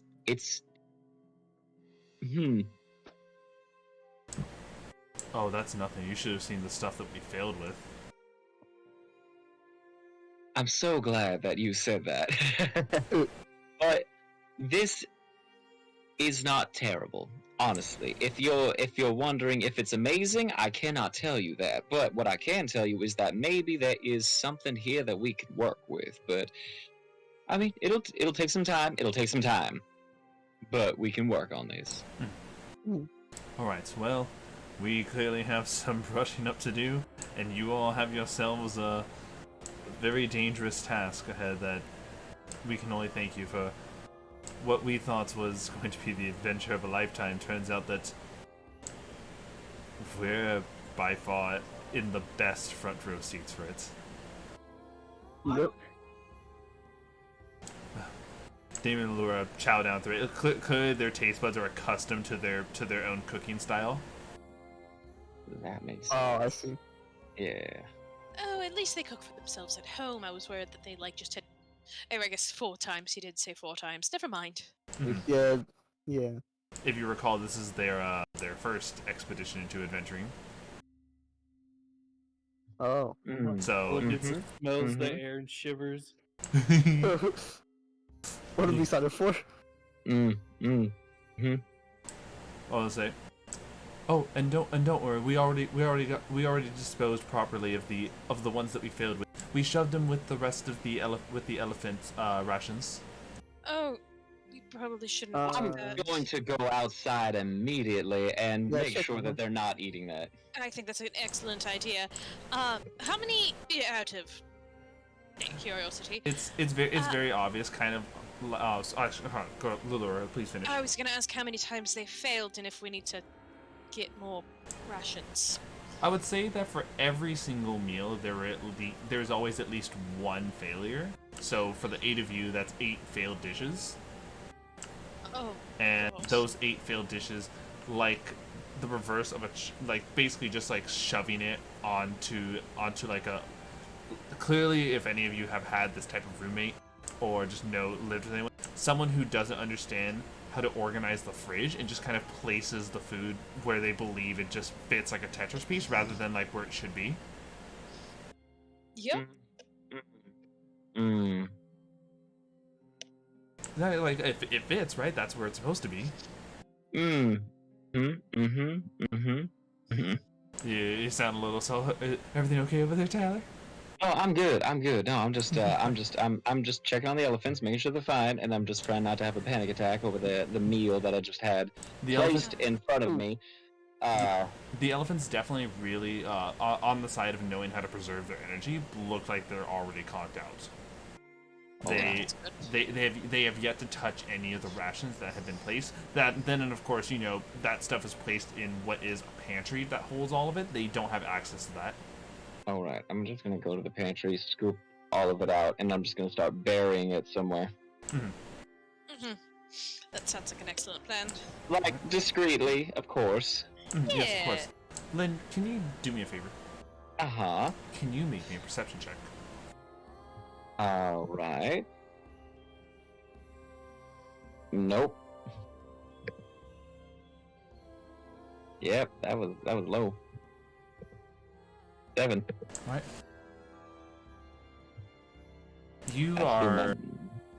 You're in the procedure of maybe a bit away from the carriage, trying to properly dispose of the food somewhere where it's a little bit more discreet. Mm-hmm. And it's as you are disposing of the food with, we'll give it the attention to detail. It's probably something within the burnt food itself that's veering a bit more of your attention or diluting your own senses a little bit, that you don't see the assassin approach, who draws their knife and stabs you. Yo! Excuse me? Yeah, he's dead. Man's got mixed. Oh my god. And Do I still have those temporary hit points we got? Yes, you have 13 temporary hit points still, since we haven't gone to sleep. Yes. Alright, just making sure. The damage from this. Imagine if it was 100. That pulls up. Shit. He said, imagine if it was 100. Yes. Well, I mean, So, Lynn. Uh-huh. With a single stabbing, this is. If this was playing, he would have killed him outright. Can you please roll me a Constitution saving throw as well? Because this is laced with poison. Okay. Oh, don't tell me it's the purple worm poison. I'm pretty good at those, except not today. Oh my god. I rolled a 2, and I have no inspiration, so that's fine. That's a 9. So luckily enough, you can't get criticaled by the poison that is applied to the weapon, but the critical that did come in on you does. Oh my god. Let's see. That plus 45 points of piercing damage from the short sword that penetrates your side. Okay. And 17 poison. Okay, that's not You are currently surprised as this assassin came up out of nowhere, and before you were even able to react and go again, they are making 2 more attacks. Though these do not have advantage because Oh my god. This is bad. these are just normal rolls. Bad. The first attack roll was a 22, and the second attack roll was also a 22. Yep, those are both gonna hit. Sneak attack cannot proc because they were not given the advantage for this. So let's see. Do I have any? I need you to make me a series of 2 different con saves for each stabbing. Okay. Am I able to do any reactions right now, or is that not a thing I can do? No. You're currently under the surprise condition. I am surprised. You're right. So 2 con saves. Yes. He stepped. The first one is a lot. Okay, that's 25. All right. And 13. Okay. This is the damage from the first attack, which you succeed at the con save, so you take half of this incoming poison. Okay. 5 piercing plus 13 poison. That's already cut in half. Okay, so that's 18 in total. And the next attack roll was 7 piercing and 21 poison. Oh. I'm unconscious. With that, the assassin leaves you to make your death saves, and because I understand that Lilura, you came out, you see Lynn, who's currently dying outside with no sign of the assassin at all. he is bleeding out, and you see this from atop the staircase that leaves the carriage. So you're still within shouting distance of your parties. Yeah, I am gonna immediately send Thraxor over to Lynn to give him advantage on his death saves. I don't know. Okay. And then I'm gonna shout at everybody that Lynn was attacked. Everyone, be on the lookout. Don't stay in pairs. I don't know. I'm gonna run outside and. As you are running, I need everyone to roll me initiative. Guess who gets advantage on that now? Your girl. Cool. Guess who else does? And I crit on it, so I got a 22. 17. I got a 19. Okay, so I got a 22, and then Thraxor is gonna gets a +3. Oh boy, this is exciting. I might die. I'm excited. I have yet to have a character to die. This will be fun.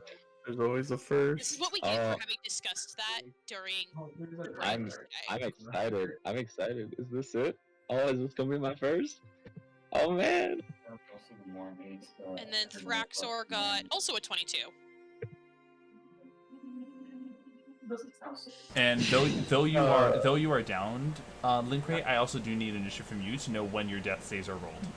Absolutely. I have advantage on those, luckily enough. Hey, Chris. What's up? What time did we, quote unquote, leave?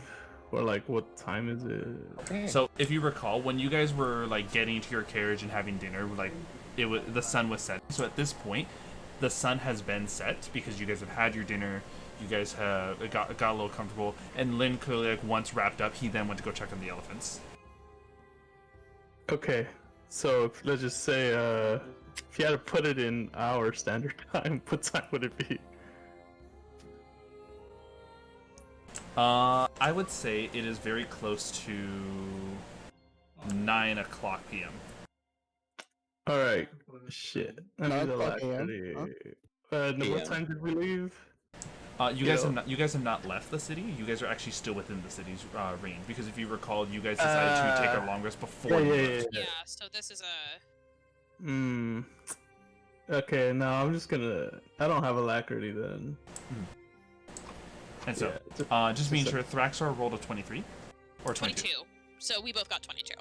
I rolled a 23. Linkray, to start things off, can you please give us a death save? With advantage. Yes. Oh, sorry. Not with advantage, because Thraxor has not reached you yet. Yep. Okay, yeah. Okay, here we go. First roll. Okay, not bad. 17. One success. Oliver, it is your turn. Here. Where am I?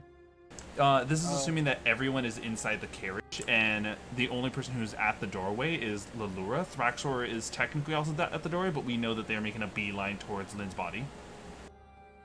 I guess I'll try to make it to Lynn's body. Mm-hmm. What means do you wish to use to get there faster? I can use my Step of the Wind. Mm-hmm.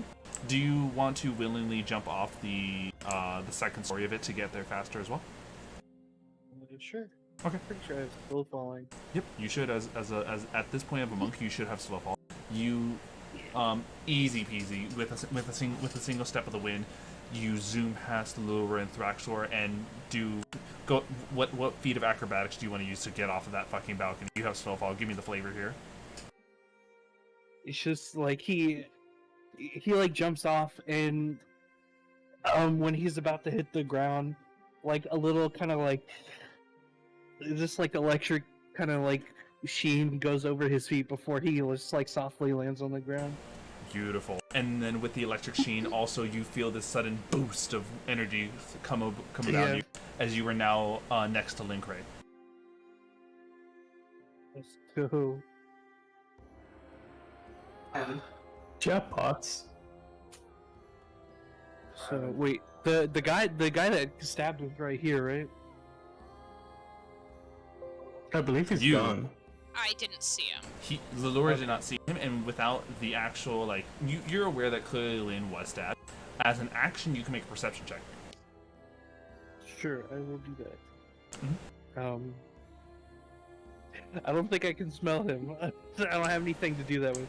If you can get here, this is a huge thing that I want to use. So, one thing that it might be a bit much. Let me know if you guys would like to or not. Feel free to narrate your turn, and really like if you give me a solid reason as to why that makes sense, then I will run with it.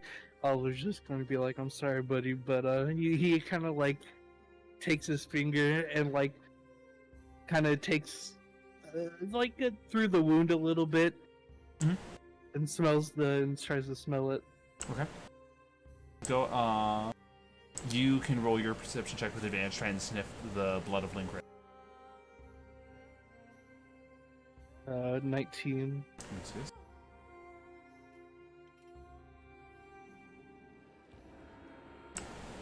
What I can only describe as the fact that I think it might have been the smell, the food that still lingers, the food smell that still lingers in the air, the elephants nearby, the strange new smells that surround you. You have no way to detect where Lincray's blood is at the moment. The perception check was not enough. I think that's it. That's my action. All right. I did my bonus action. Yeah. Lilura. Go ahead. Okay. So I am going to use my action to give a spell to Thraxor because he can fly down to Lynn. Okay. So I don't have to get down there too fast. Well, question. I'm gonna need your ruling on this, I have a racial trait that is healing hands, so I can heal someone with touch for 44 hit points. And with my familiar, I can have them deliver a spell that's touch. Would you consider healing hands, which is a racial trait, to be a touch spell? I actually would not. Healing hands in the same way that a paladin's lay on hands comes from the actual paladin themselves. This has to be because of your lineage, not Thraxor's lineage. Okay. Let me look at my spells really quick then. I don't think I have any healing spells. Oh. Fuck yeah, I'm gonna Misty Step down to Lynn. Okay. Using your bonus action to get on down with Misty Step and your full remaining movement to move the rest of the way. Yep. And then I'm gonna go ahead and do my lay on hands. Not lay on hands, healing hands. Okay.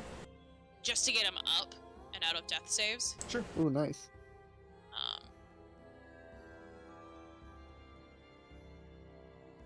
So that's Tyler, go ahead and heal 9 damage.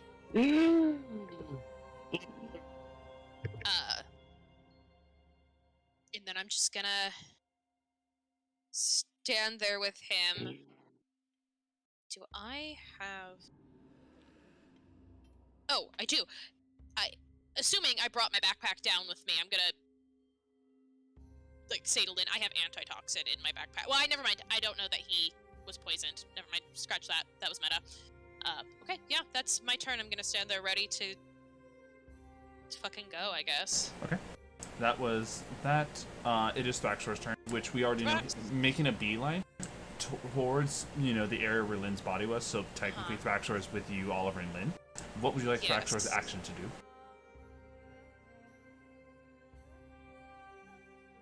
Can he...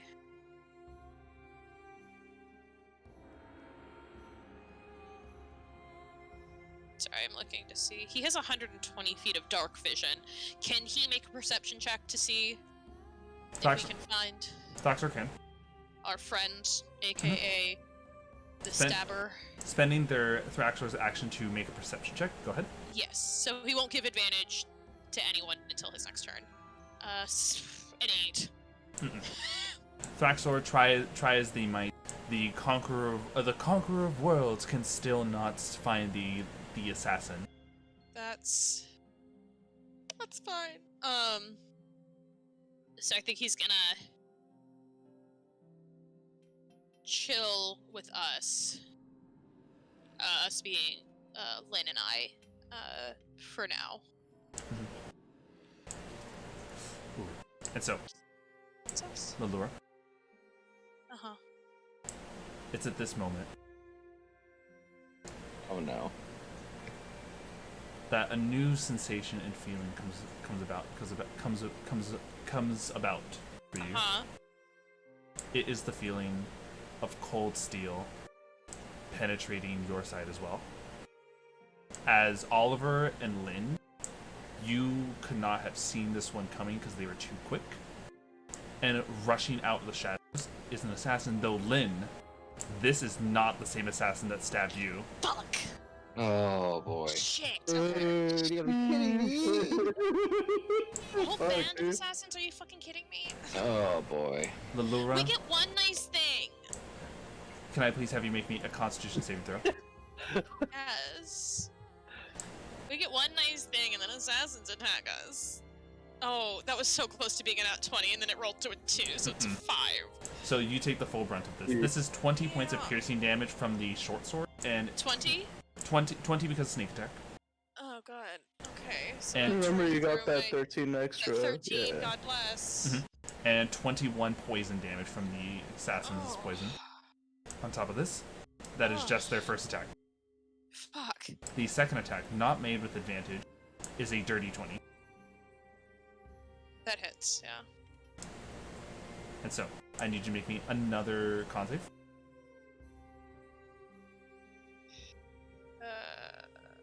Okay. Sorry.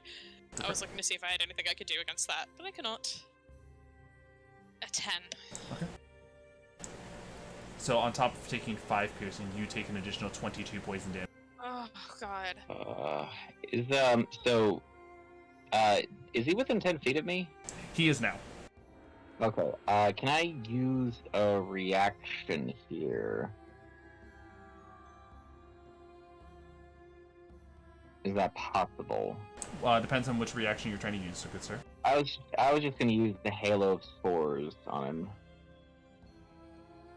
So if he's within 10 feet, I can use my reaction if he moves into my space or if he starts to turn there.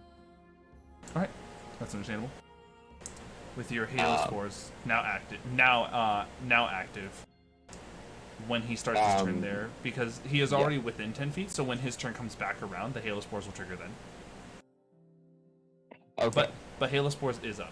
Does Halo Spores affect all creatures or designated enemies?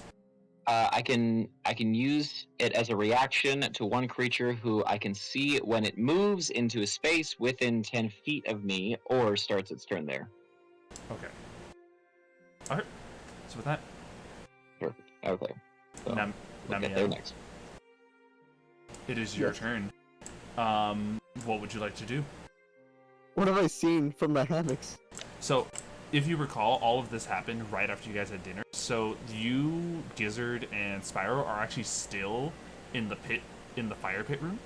Yeah. With the moon speed it would take for you to get there and to the fight, the only way you can actually get to this assassin right now is if you willingly take some fall damage and use the dash action. I see. Or you could make some range attack rolls. This assassin is not cloaked, so they are well within sight. Okay.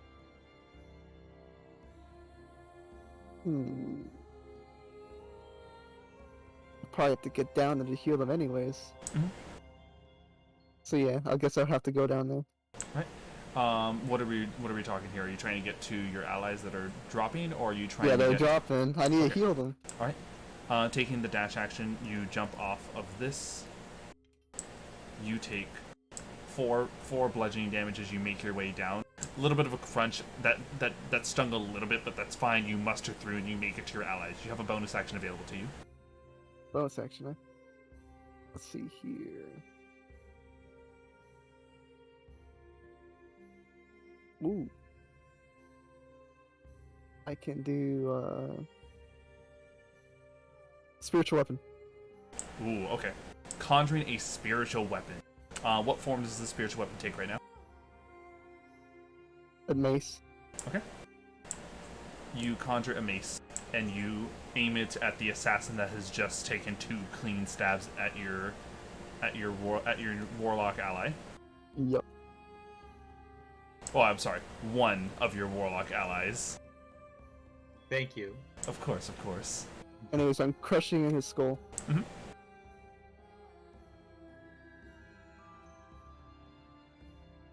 26. A clean 26. You managed to strike that mace right into them. Go ahead and give me some damage.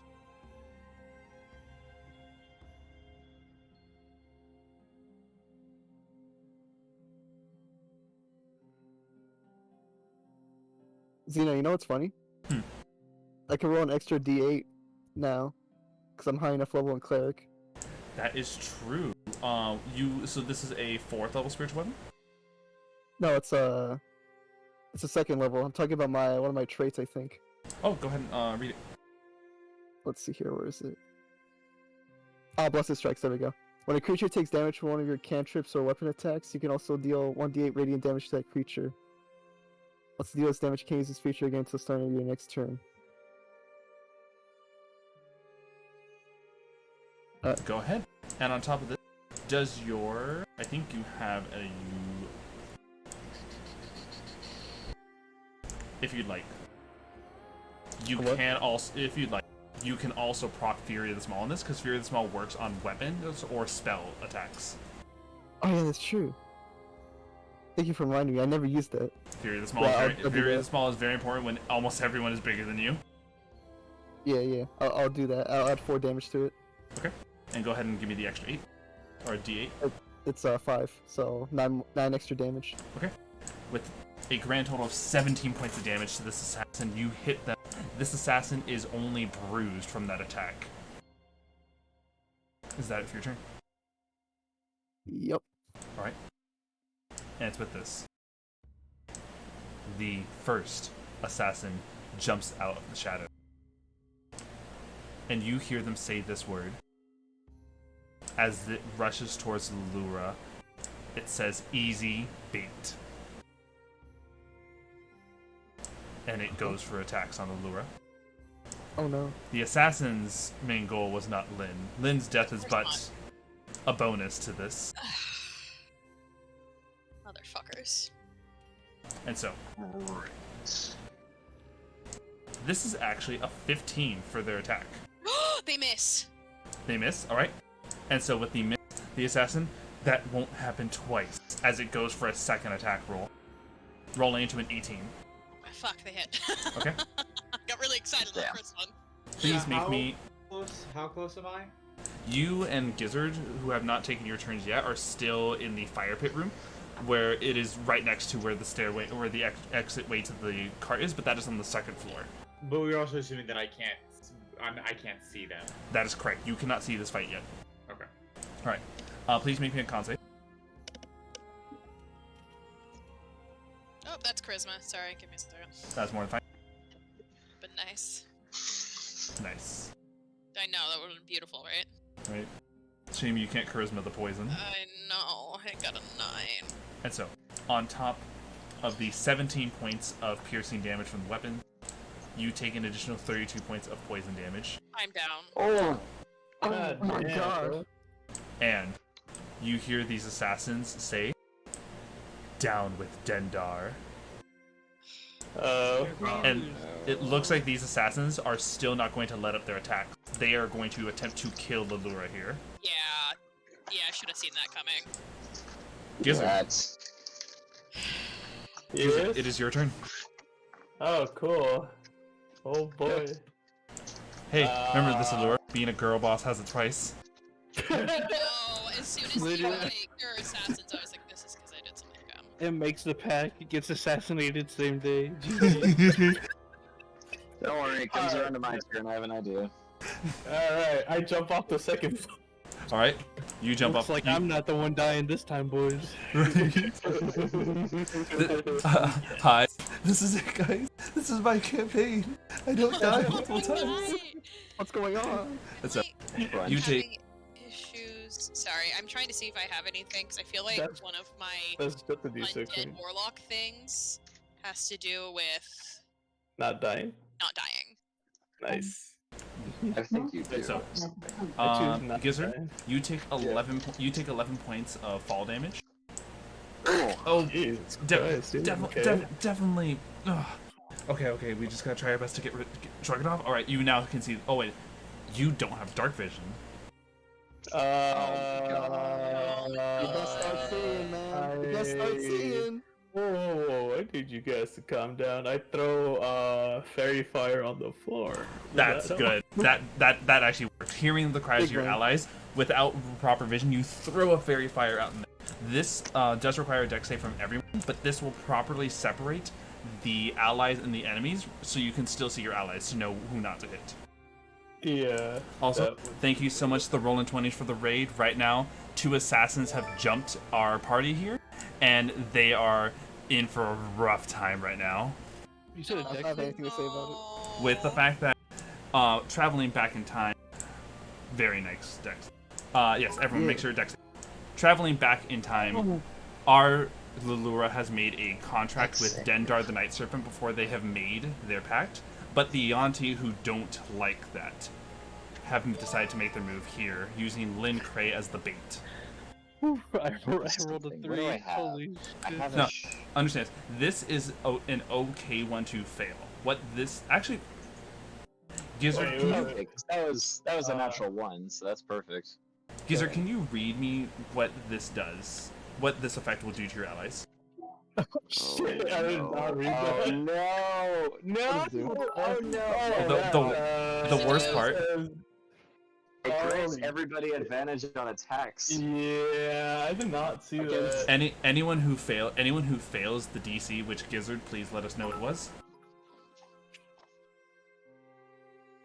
I mean, I auto fail, right? Because I'm down. That is correct. You automatically fail, so you are illuminated as well. Oh, that means the assassins have advantage against Lilura. Yeah.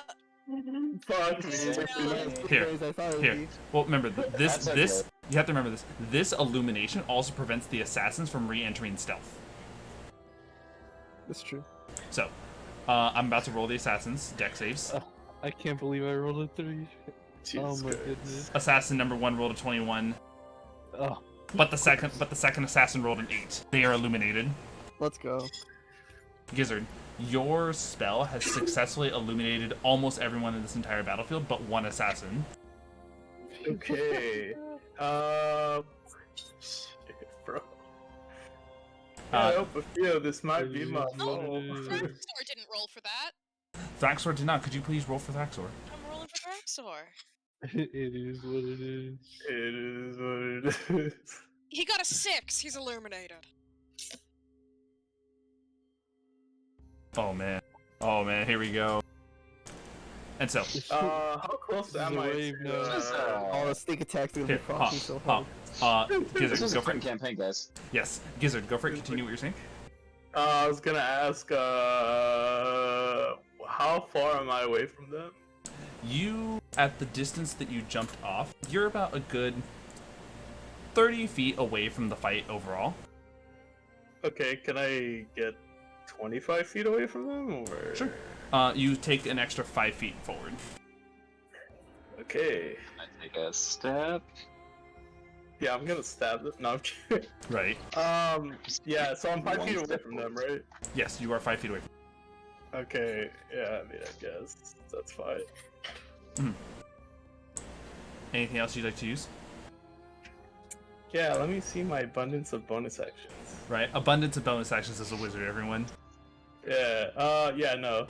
Okay, no. With that, we are finally at Spyro, and Spyro, please, I'm gonna give you guys this because I have been, if you haven't noticed, it costs no movement to get to the point where the fight starts.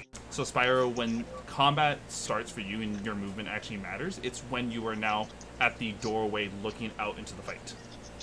And once again, you are. I can see the fight. Mm-hmm. And how far away from the straight line? Straight line. How far away am I? Straight line. It is at least 45 feet away, and that is including the distance it takes to get down. Okay, I'm gonna far step, Okay. which is 60 feet. Okay, you far step. I'm gonna get right next to. It's gonna be a cool moment with my shiny new sword and my shiny new shield and my shiny new armor. Well, what about your shiny new teeth that sparkle? My shiny teeth in me? No, that's not there. And so, go for it. So the one that's kind of So there's Lilura. Which one of the assassins that failed the fairy fire? The assassin that one of the two assassins failed the fairy fire, and the assassin that actually failed the fairy fire was the hold on, let me make sure. Was the second assassin who has actually been taking some damage. Okay. And is that within striking distance from Lilura? Yes, both of these assassins are well within striking distance. They lunge towards Lilura and have been stabbing her. Can I do something really cool for flavor? Can I teleport like right over Lilura like I'm protecting her? Yes, Like a cool, Lilura when dropped falls unconscious, so it's a little bit of an awkward stance, but you stand over Lilura. I want to like Terminator pose like right over Lilura. Mm-hmm. And then I'm going to one that's fairy fire, and then I'm going to go and I'm going to take a attack roll against the one. Okay. Fairy fire. You take the attack roll with advantage against the one that had the fairy fire on. Yep. And I could use a cantrip with this, right? Or Yes. no? Yeah, no, you can't. It's an action. Perfect. So then I'm going to use Green Flame Blade. Okay.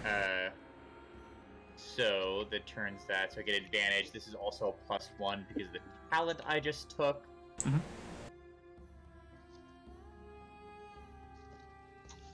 Does a 24 hit? A 24 successfully hits this assassin. Give me some of that green flame extra damage. Also, Gizzard, for flavor purposes, what color is everyone illuminated in?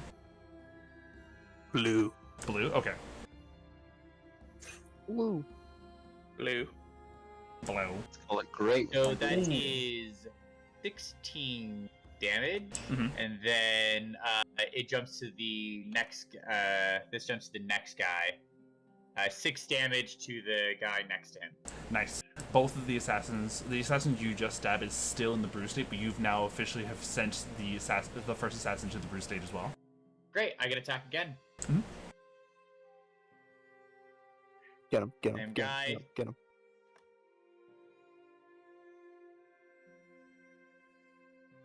Does a 29 hit? A 29 successfully hits.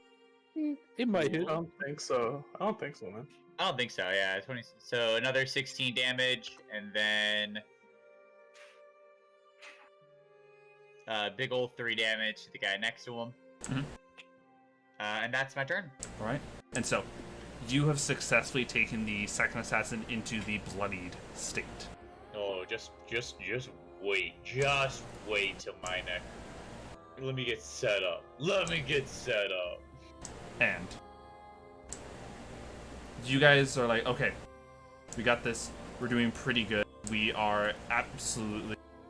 We are able to turn the tides of this fight around. No. Is something wrong? Oh, no, I thought you were going to say something else. Like what? Good sir. That's what you want. An assassin pops up. No. And so, this assassin has a peculiar, interesting look. This is an assassin that shows up at the end of the round. They on purposely rolled low for initiative. Oh no, it's a third one. This assassin, with a almost rakish audacity of a swagger, Oh no. comes out, and you see them. Most assassins would be idiots to do what this assassin does. I think there's also a meme about it with, like, you see him licking his own poisoned blade. Oh. But Gross. an interesting aspect. This assassin bears silver tongue. Ha. This means something, but I forgot what it was. That one The dude. people who were hunting us at the very beginning. Mm-hmm. Oh, rip. It seems That we it seems the silver tongue is a lineage. Damn, how the hell did they track us through time? It's not. It's No, it's basically it's like you somehow managed to piss off him and his ancestors. Wow, that's crazy. Wow! Oh my Yeah. god! Yeah, what birth said in chat. In my Start defense, rolling high Spyro dimensional did. purpose. Wow, we've really done it. So, if we kill his ancestor, then we don't have to deal with Silver Tongue in the present. This is the grandfather. Kill his dad. I mean his granddad. I seduce Right. Silvertongue. You were the one who made them mad at us in the first place. Hey, you made him mad the second time. This is true. So I'm dead. I can't be talking. Oh, unconscious. so this one actually approaches the person who is in, because at this moment everyone is well within the fight, and the person who is actually sticking out is Gizzard.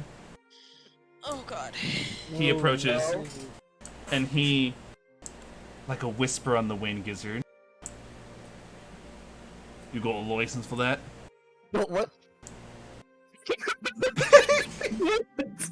This man's about to be stabbed by a British person.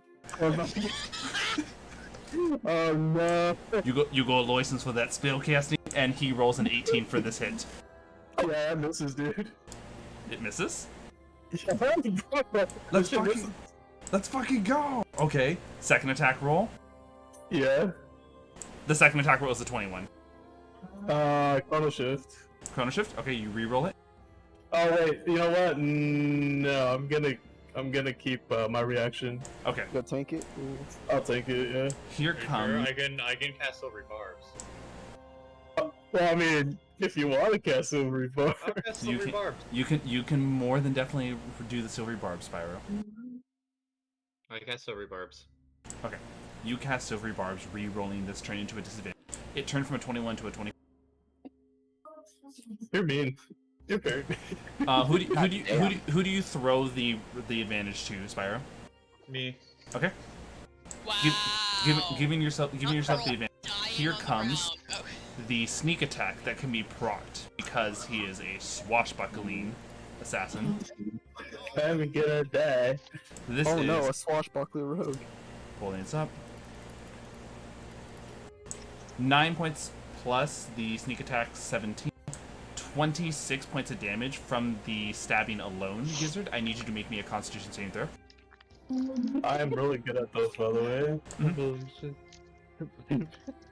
Me personally, I never get stabbed by Is 11? Like, is 11 good? 11 is not a pass. Fucking better than I did. And on top of that 19 you take an additional 30 points of poison damage. Excuse me, what? 30? 30. Alright. And the way concentration works is that the DC is equivalent to half of the damage, rounded down. So 30 plus 19, 49, 48 cut in half. This is a 24 DC Constitution saving throw that you have to make. If you fail this, you break concentration on Fairy Fire. Oh, cool. Yeah, no, that shit's gone. And Fairy Fire's gone. And so, we are back at the very top of the order. Lynn Cray, it is your turn. You are finally able to take your revenge on these assassins. Oh no. Oh, I could. Fuck. Okay. I can see all of them? Yes, you can see all of them. There's two that are locked on the Lilura, and clearly they're not even their leader, but we'll give it like their platoon captain is here to get rid of Gizzard to help level the playing field from spellcasters. Okay. I am standing over the Lilura. Yes, that is correct. But are they all like within a certain range of each other? Definitely two of them are within 5 feet of each other. The captain is at least, if Gizzard was 5 feet from these guys, the captain is 5 feet behind him, so that is at least 10 feet from that. Okay, but they're within like 30 feet of each other. That is correct. Or 20. I'm sorry. That is correct. Are they within? I'm sorry. Are they within 20 feet of each other? Yes, they are. Okay. First thing I'm gonna do, I'm gonna use half my movement to get up, and I'm gonna use the other half to try to get as close and try to get between the guys and Lilura as best I can, if I can. If you are willing to take an opportunity of attack, that is possible. Oh, I'm gonna bonus action second wind before I do anything else, so Okay. I'm gonna heal real quick. Okay. So bonus action, D10 plus 6, Come on. What was that? I can't read it. The That is dice. 2 plus your fighter level. Oh, really? That's a 2. I rolled a 2. That's 8 okay, hit I guess I points. heal it. Okay, I healed a little bit. Are you ready for this? Okay. What I'm gonna do first, as I'm heading over there, I'm gonna cast Wither and Bloom, and I'm gonna use my Arcane Surge to turn that into a 5th level spell. Okay. Consuming your action surge, you amp it up to the 5th level. Yes. What type of save do you require from them? Okay, they each, it targets each creature of my choice, so it doesn't target anybody else. They each need to make a Constitution saving throw. Alright, I'm gonna go ahead and begin with the one who's the most damage. They rolled a 10. That is a failure. The second assassin rolled a 6. That is a failure. And the leader himself rolled a 5. They all fail. Okay, so they're each gonna take. I love this spell.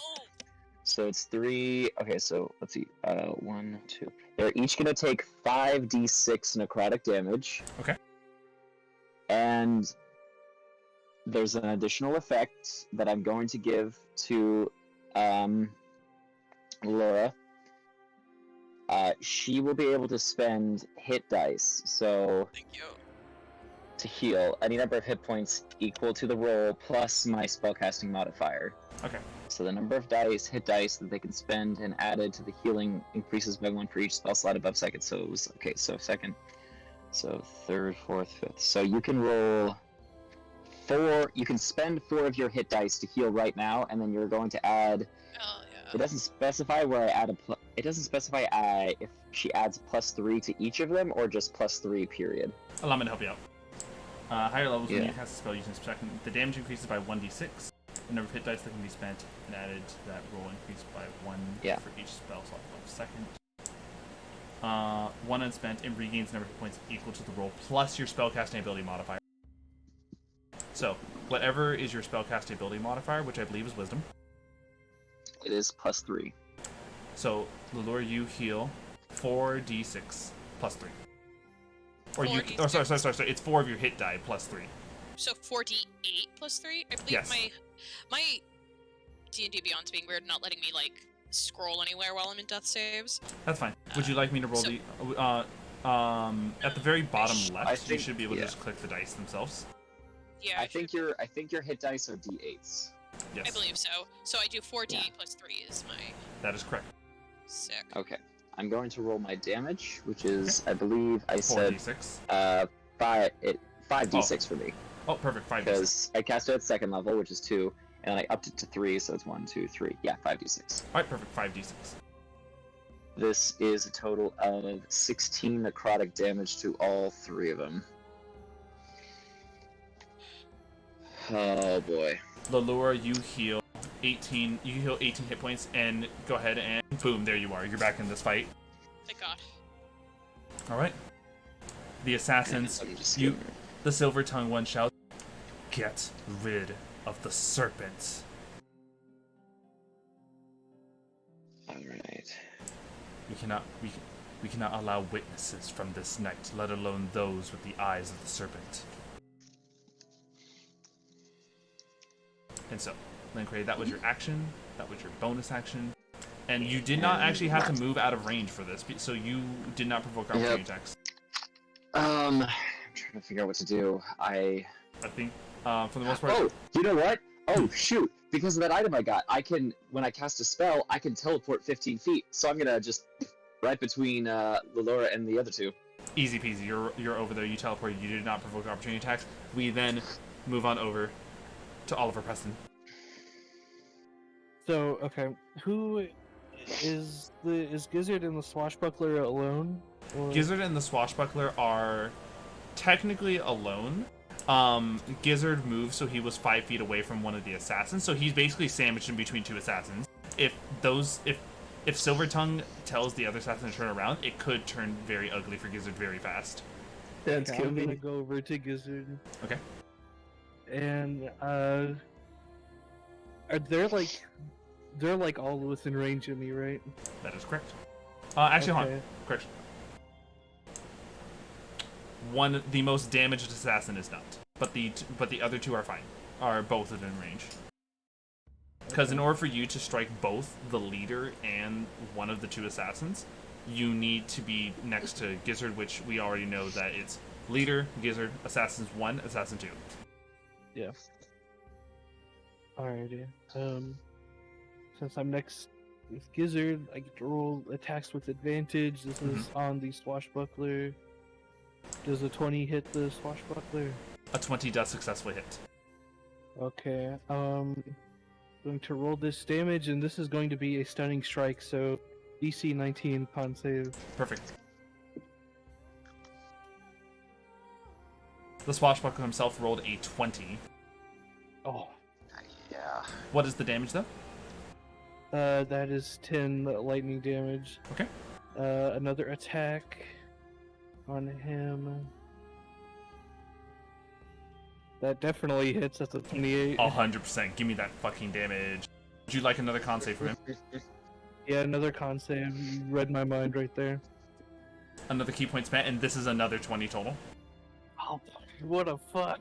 This guy is not letting up, is he? Okay. With your 2 attacks, is there any flurry of blows that you are striking here? Yeah, I'm about to do flurry of blows. Okay. That's 25. That Beautiful. definitely hits. Okay. There we go. Another con save.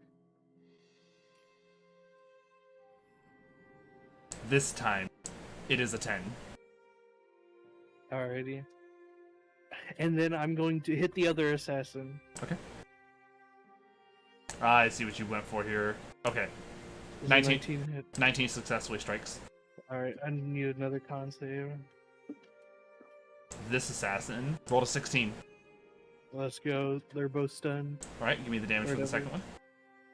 Did I roll the damage? No. You did not roll did the damage not. for this one.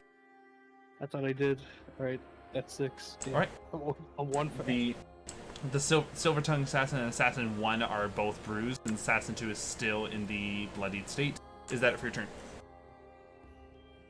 Yes. We move on over to Lilura, who is currently prone on the ground underneath Spyro. Okay, I'm going to go ahead and first cast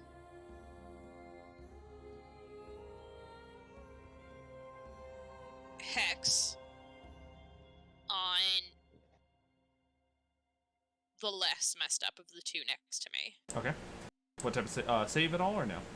No save, it's just a bonus action. Cast it, then I roll. Oh wait, no, that's never mind. Ignore that roll that I just made because that's after when I hit them with another spell. When I hit with an attack, so that's fine. I also have that orb that lets me automatically teleport 15 feet when I cast a spell, so I'd like to teleport 15 feet as far away from these guys as possible. You're gone. I'm gonna spend my movement standing up, or half of my movement standing up. Okay. And then I'm gonna go ahead and cast Eldritch Blast on the one you just fixed? Yep, on each of the two guys who are like right there. Okay. So the first one is a Eldritch Blast. I've never. Oh my god, right? 24 to hit. Successful. Okay. Is this first attack roll on the weaker of the two, or on the healthier of the two? This is on the weaker of the two, so Okay.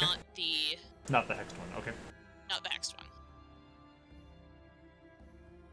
Oh, max damage 15. Let me make sure that I'm doing that right. I think I might get to add That- extra damage. That 15 is already sending that assassin from the bloodied state to the staggered state. Good. Yeah, I could have taken him out of the fight next turn. It's Okay, you still can. Nope, it would be wasted at this point. Okay.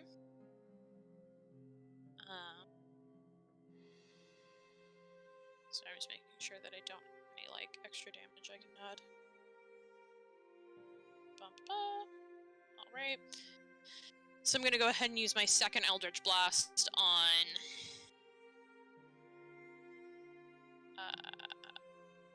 the one that I have Hex on. That is correct. Right.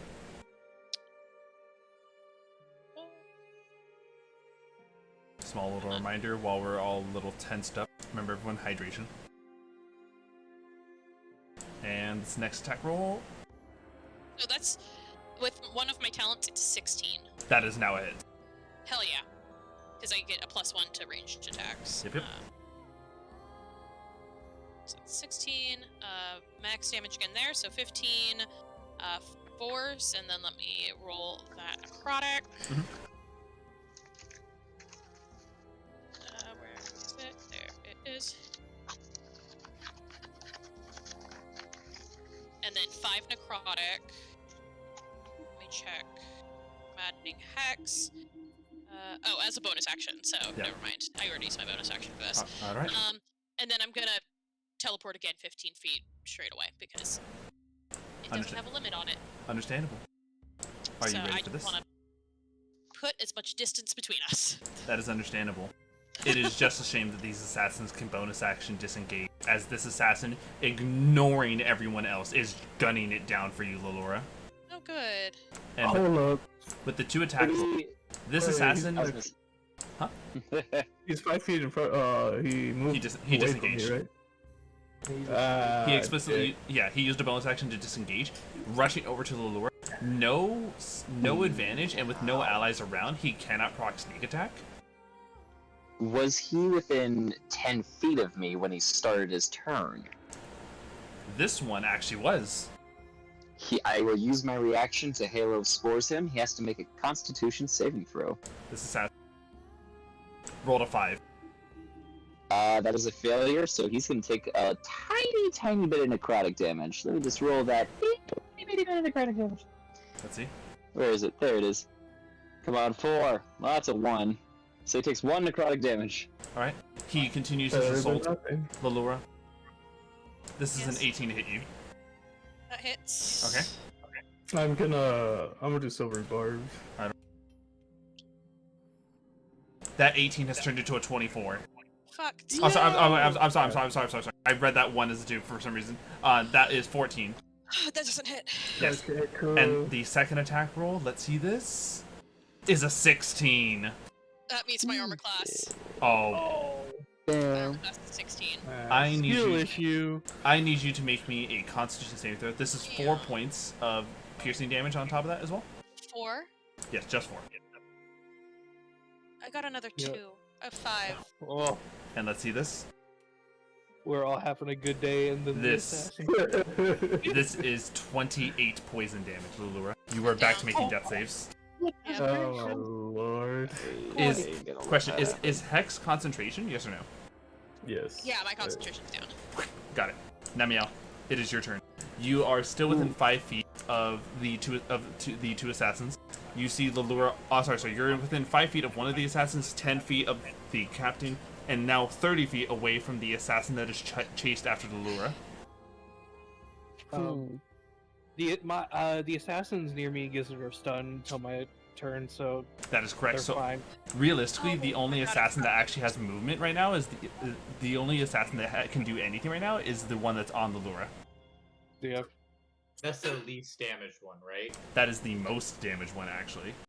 Oh. Yeah, get that motherfucker. Okay. Yeah. How's y'all's doing on health? I'm fine. I have a little bit. I mean, I'm not great. great. Yeah, no, I mean, Lilura looks a little like it's just a flesh wound on Lilura. Just a flesh. I am down. I am up. She is down. Up and down again. I can get you back up. Up, down. Okay. If you don't need heals, I could just strike this guy down. Alright. How far away is the assassin dashing towards the lure? The assassin is 30 feet away from you. They said I was a healer, coxgun. Damage is healing. I'm telling you guys. Remember, was it if you kill the people before they can do more damage, that technically helps. Yeah.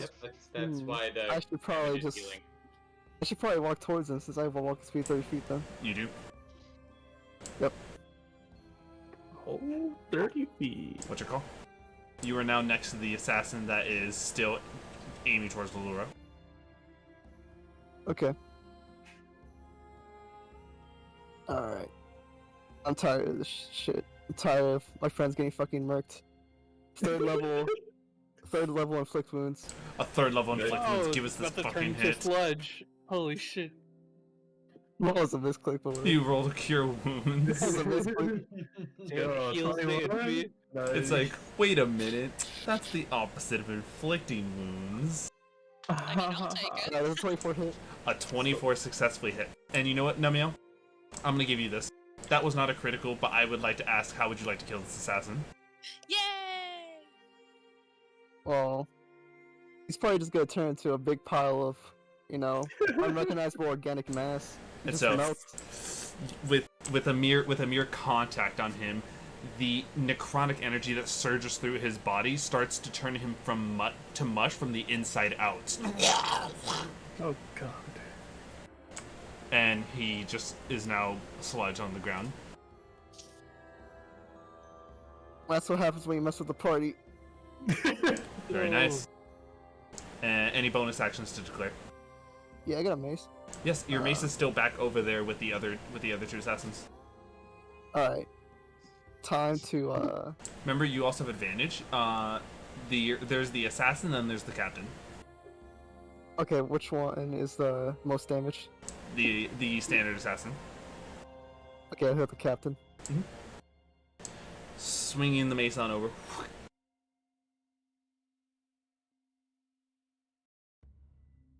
Damn. With advantage. Oh, wait, because- it's advantage, yeah.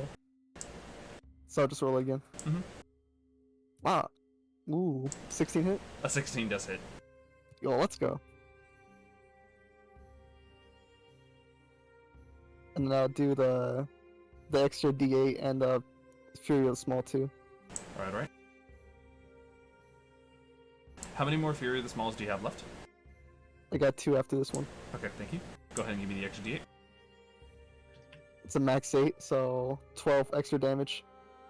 Very nice. Ooh. Boom. You've sent the captain into the bloodied state. Nice. It is assassin number 1 who is currently stunned, so we actually skip over assassin number 1. L plus touch grass plus make a better con save. Yeah. It is now. It is now Gizzard. Oh, cool. I walk away from them. And how is the situation between everybody next to these 2 assassins?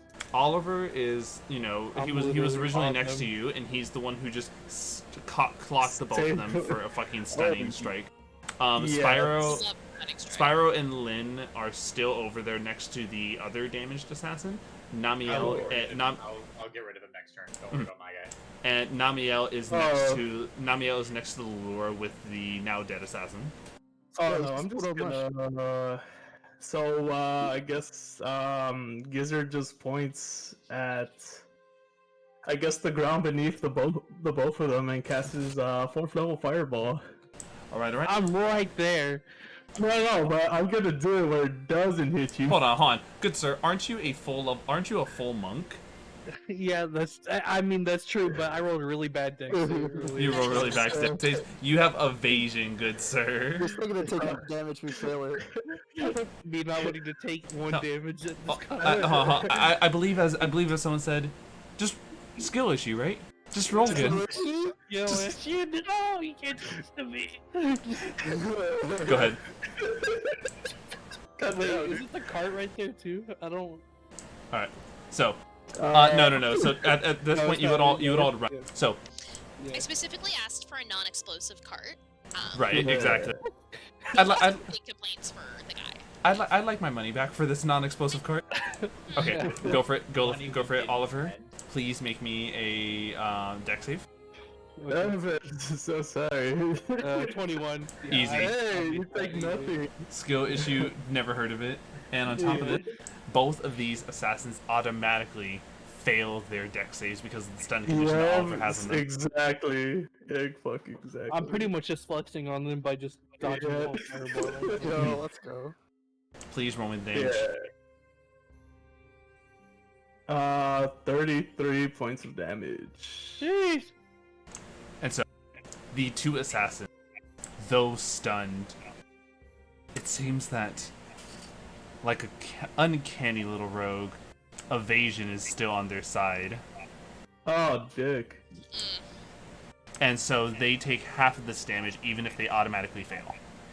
Yeah, but it's so What's 16 points of damage sends Assassin A, who's still there next to Spyro and Lynn, into the stumbled state, and the captain is now bloodied. That was your action. Any bonus actions to declare? Oh, I'm sorry. Oh yeah. No, I got a bonus action. Mm-hmm. No, I don't, man. What? And so, Spyro, it is your turn. Okay. I am going to attack with my sword. Okay. Crazy, I know. I know, right? Who would have guessed? A hexblade attacking with a sword? Wow. Wow. But also, what I'm let me see if I hit first. Mm-hmm. I have advantage because of silver barbs. Yeah, I think a 27 is gonna hit. A 27 successfully hits, and this is on the assassin who is stumbling next to you. Yeah, I'm also going to use a really cool spell called Banishing Smite on him. Ooh. Which is an extra 5d10 of force damage. Give me this fucking. You know what? Yeah, give me this fucking damage, Spyro. I want to see some. Oliver's just covered in blood at this point, just fucking sprayed like. An extra 35. I'd like to ask you, how would you like to do this to the now dead body that you sent banishing? So, this is the 45. So, as I like to think, now technically it's supposed to be a harmless demiplane, but I like to think since he's already dead, I send him to hell, and when the devil looks at him, it's my face. Oh my god! No, let's He go. sees me. Are you gonna show him his own funeral too? Jesus. The devil kind of looks at this. The fuck? Like what you all don't see obviously is like this. As Asmodeus looks down at the corpse. Huh. You know that's not a bad looking face. I wonder if he plays music. King's just standing there. Man, you know what? Everyone, I like the way this head rolls. We need to come up with a genre for this. Pretty metal. Oh my god. Cry. And that's where his dead body just ends up. And so, nice. With all that's left is the captain, whose turn is passed over from the stun. Lynn Cray. Well, technically, I still have my turn. That's I can right. Walk to the captain and take another hit. That's right. You can go ahead. Give me this. Yeah, so I'm gonna walk to the captain. I'm gonna take another hit.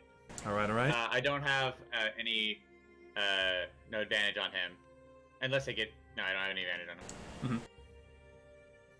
But I think a 25 is gonna hit still. You still do get the advantage. So just in case, let's fish for that 20.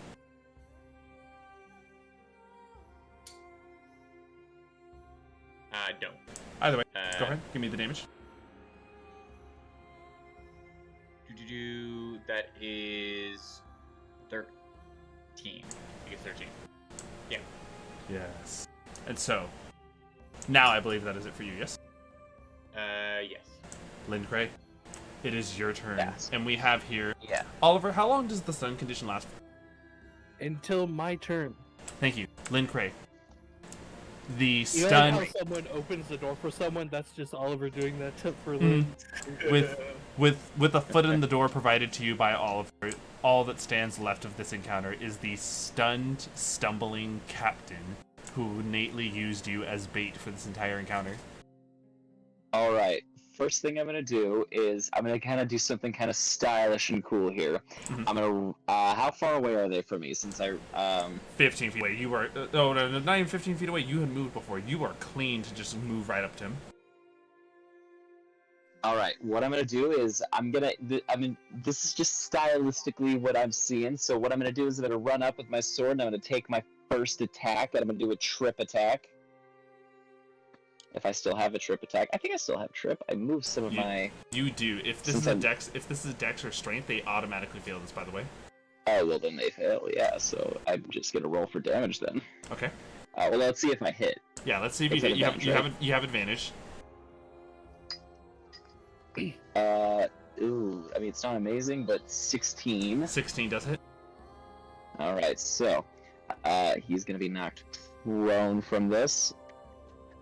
So let me just get the. Okay, so it's Are they dragon types by chance? Yo, they might be, honestly. I don't know. I'm Maybe sorry. under the hoods. I might have missed that. Would you please repeat? The question? Are they dragon types by chance? Dragon types? Dragon, like, are they considered dragons or like kind of So- creatures? Dragon types, like They're still draconic. Yonti are still, by all intentions, considered humanoids. Okay, gotcha. That's what I was wondering. Okay, so I'm just gonna roll regular dice then. So the main weapon is 11 plus 6, so that's 17 in total. And then I'm gonna use a bonus action.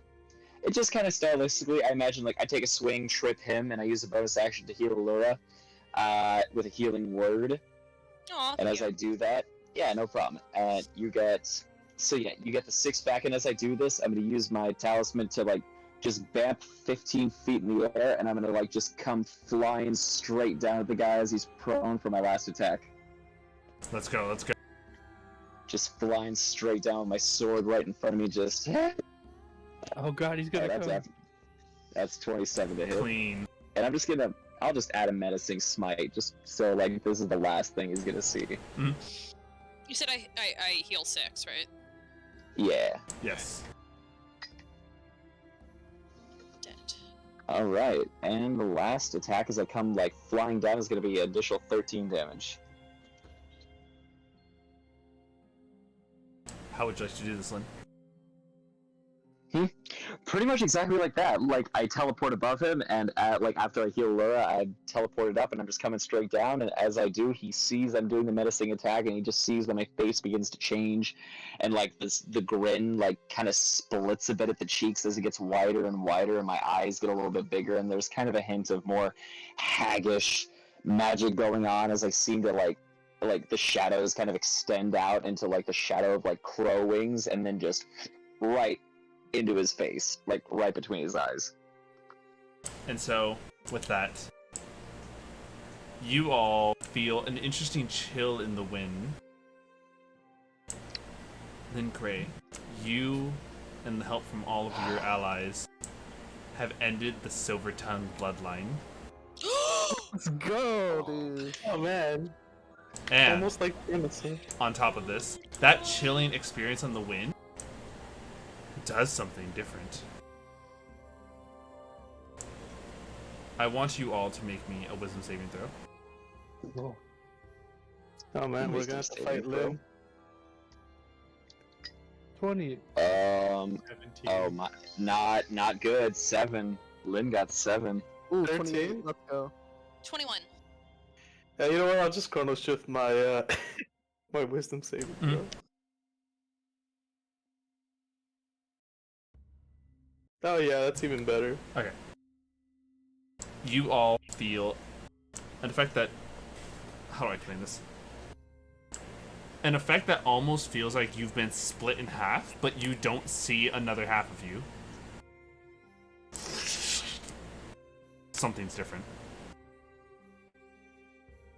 Instinctually, I think you all understand that you've just created a break in the timeline. Fuck. Nice.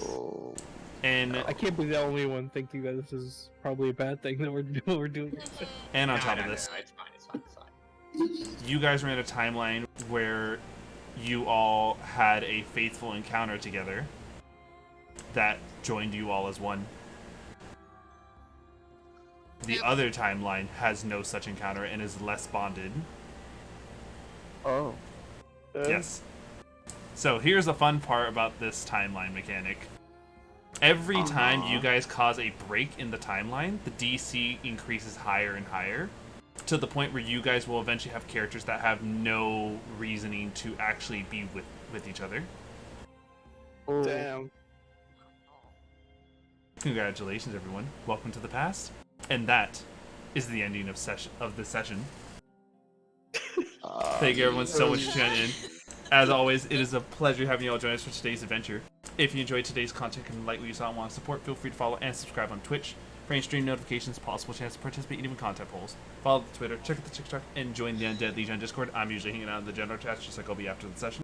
And And of course, for any VODs such as tonight's episode, check out the Xeno's YouTube channel. We will see you all next time. Or maybe not. We don't know if that's this parallel dimension. Bye, everyone. Yeah, bye bye. Good night. Oh my gosh. I couldn't have been the only one thinking.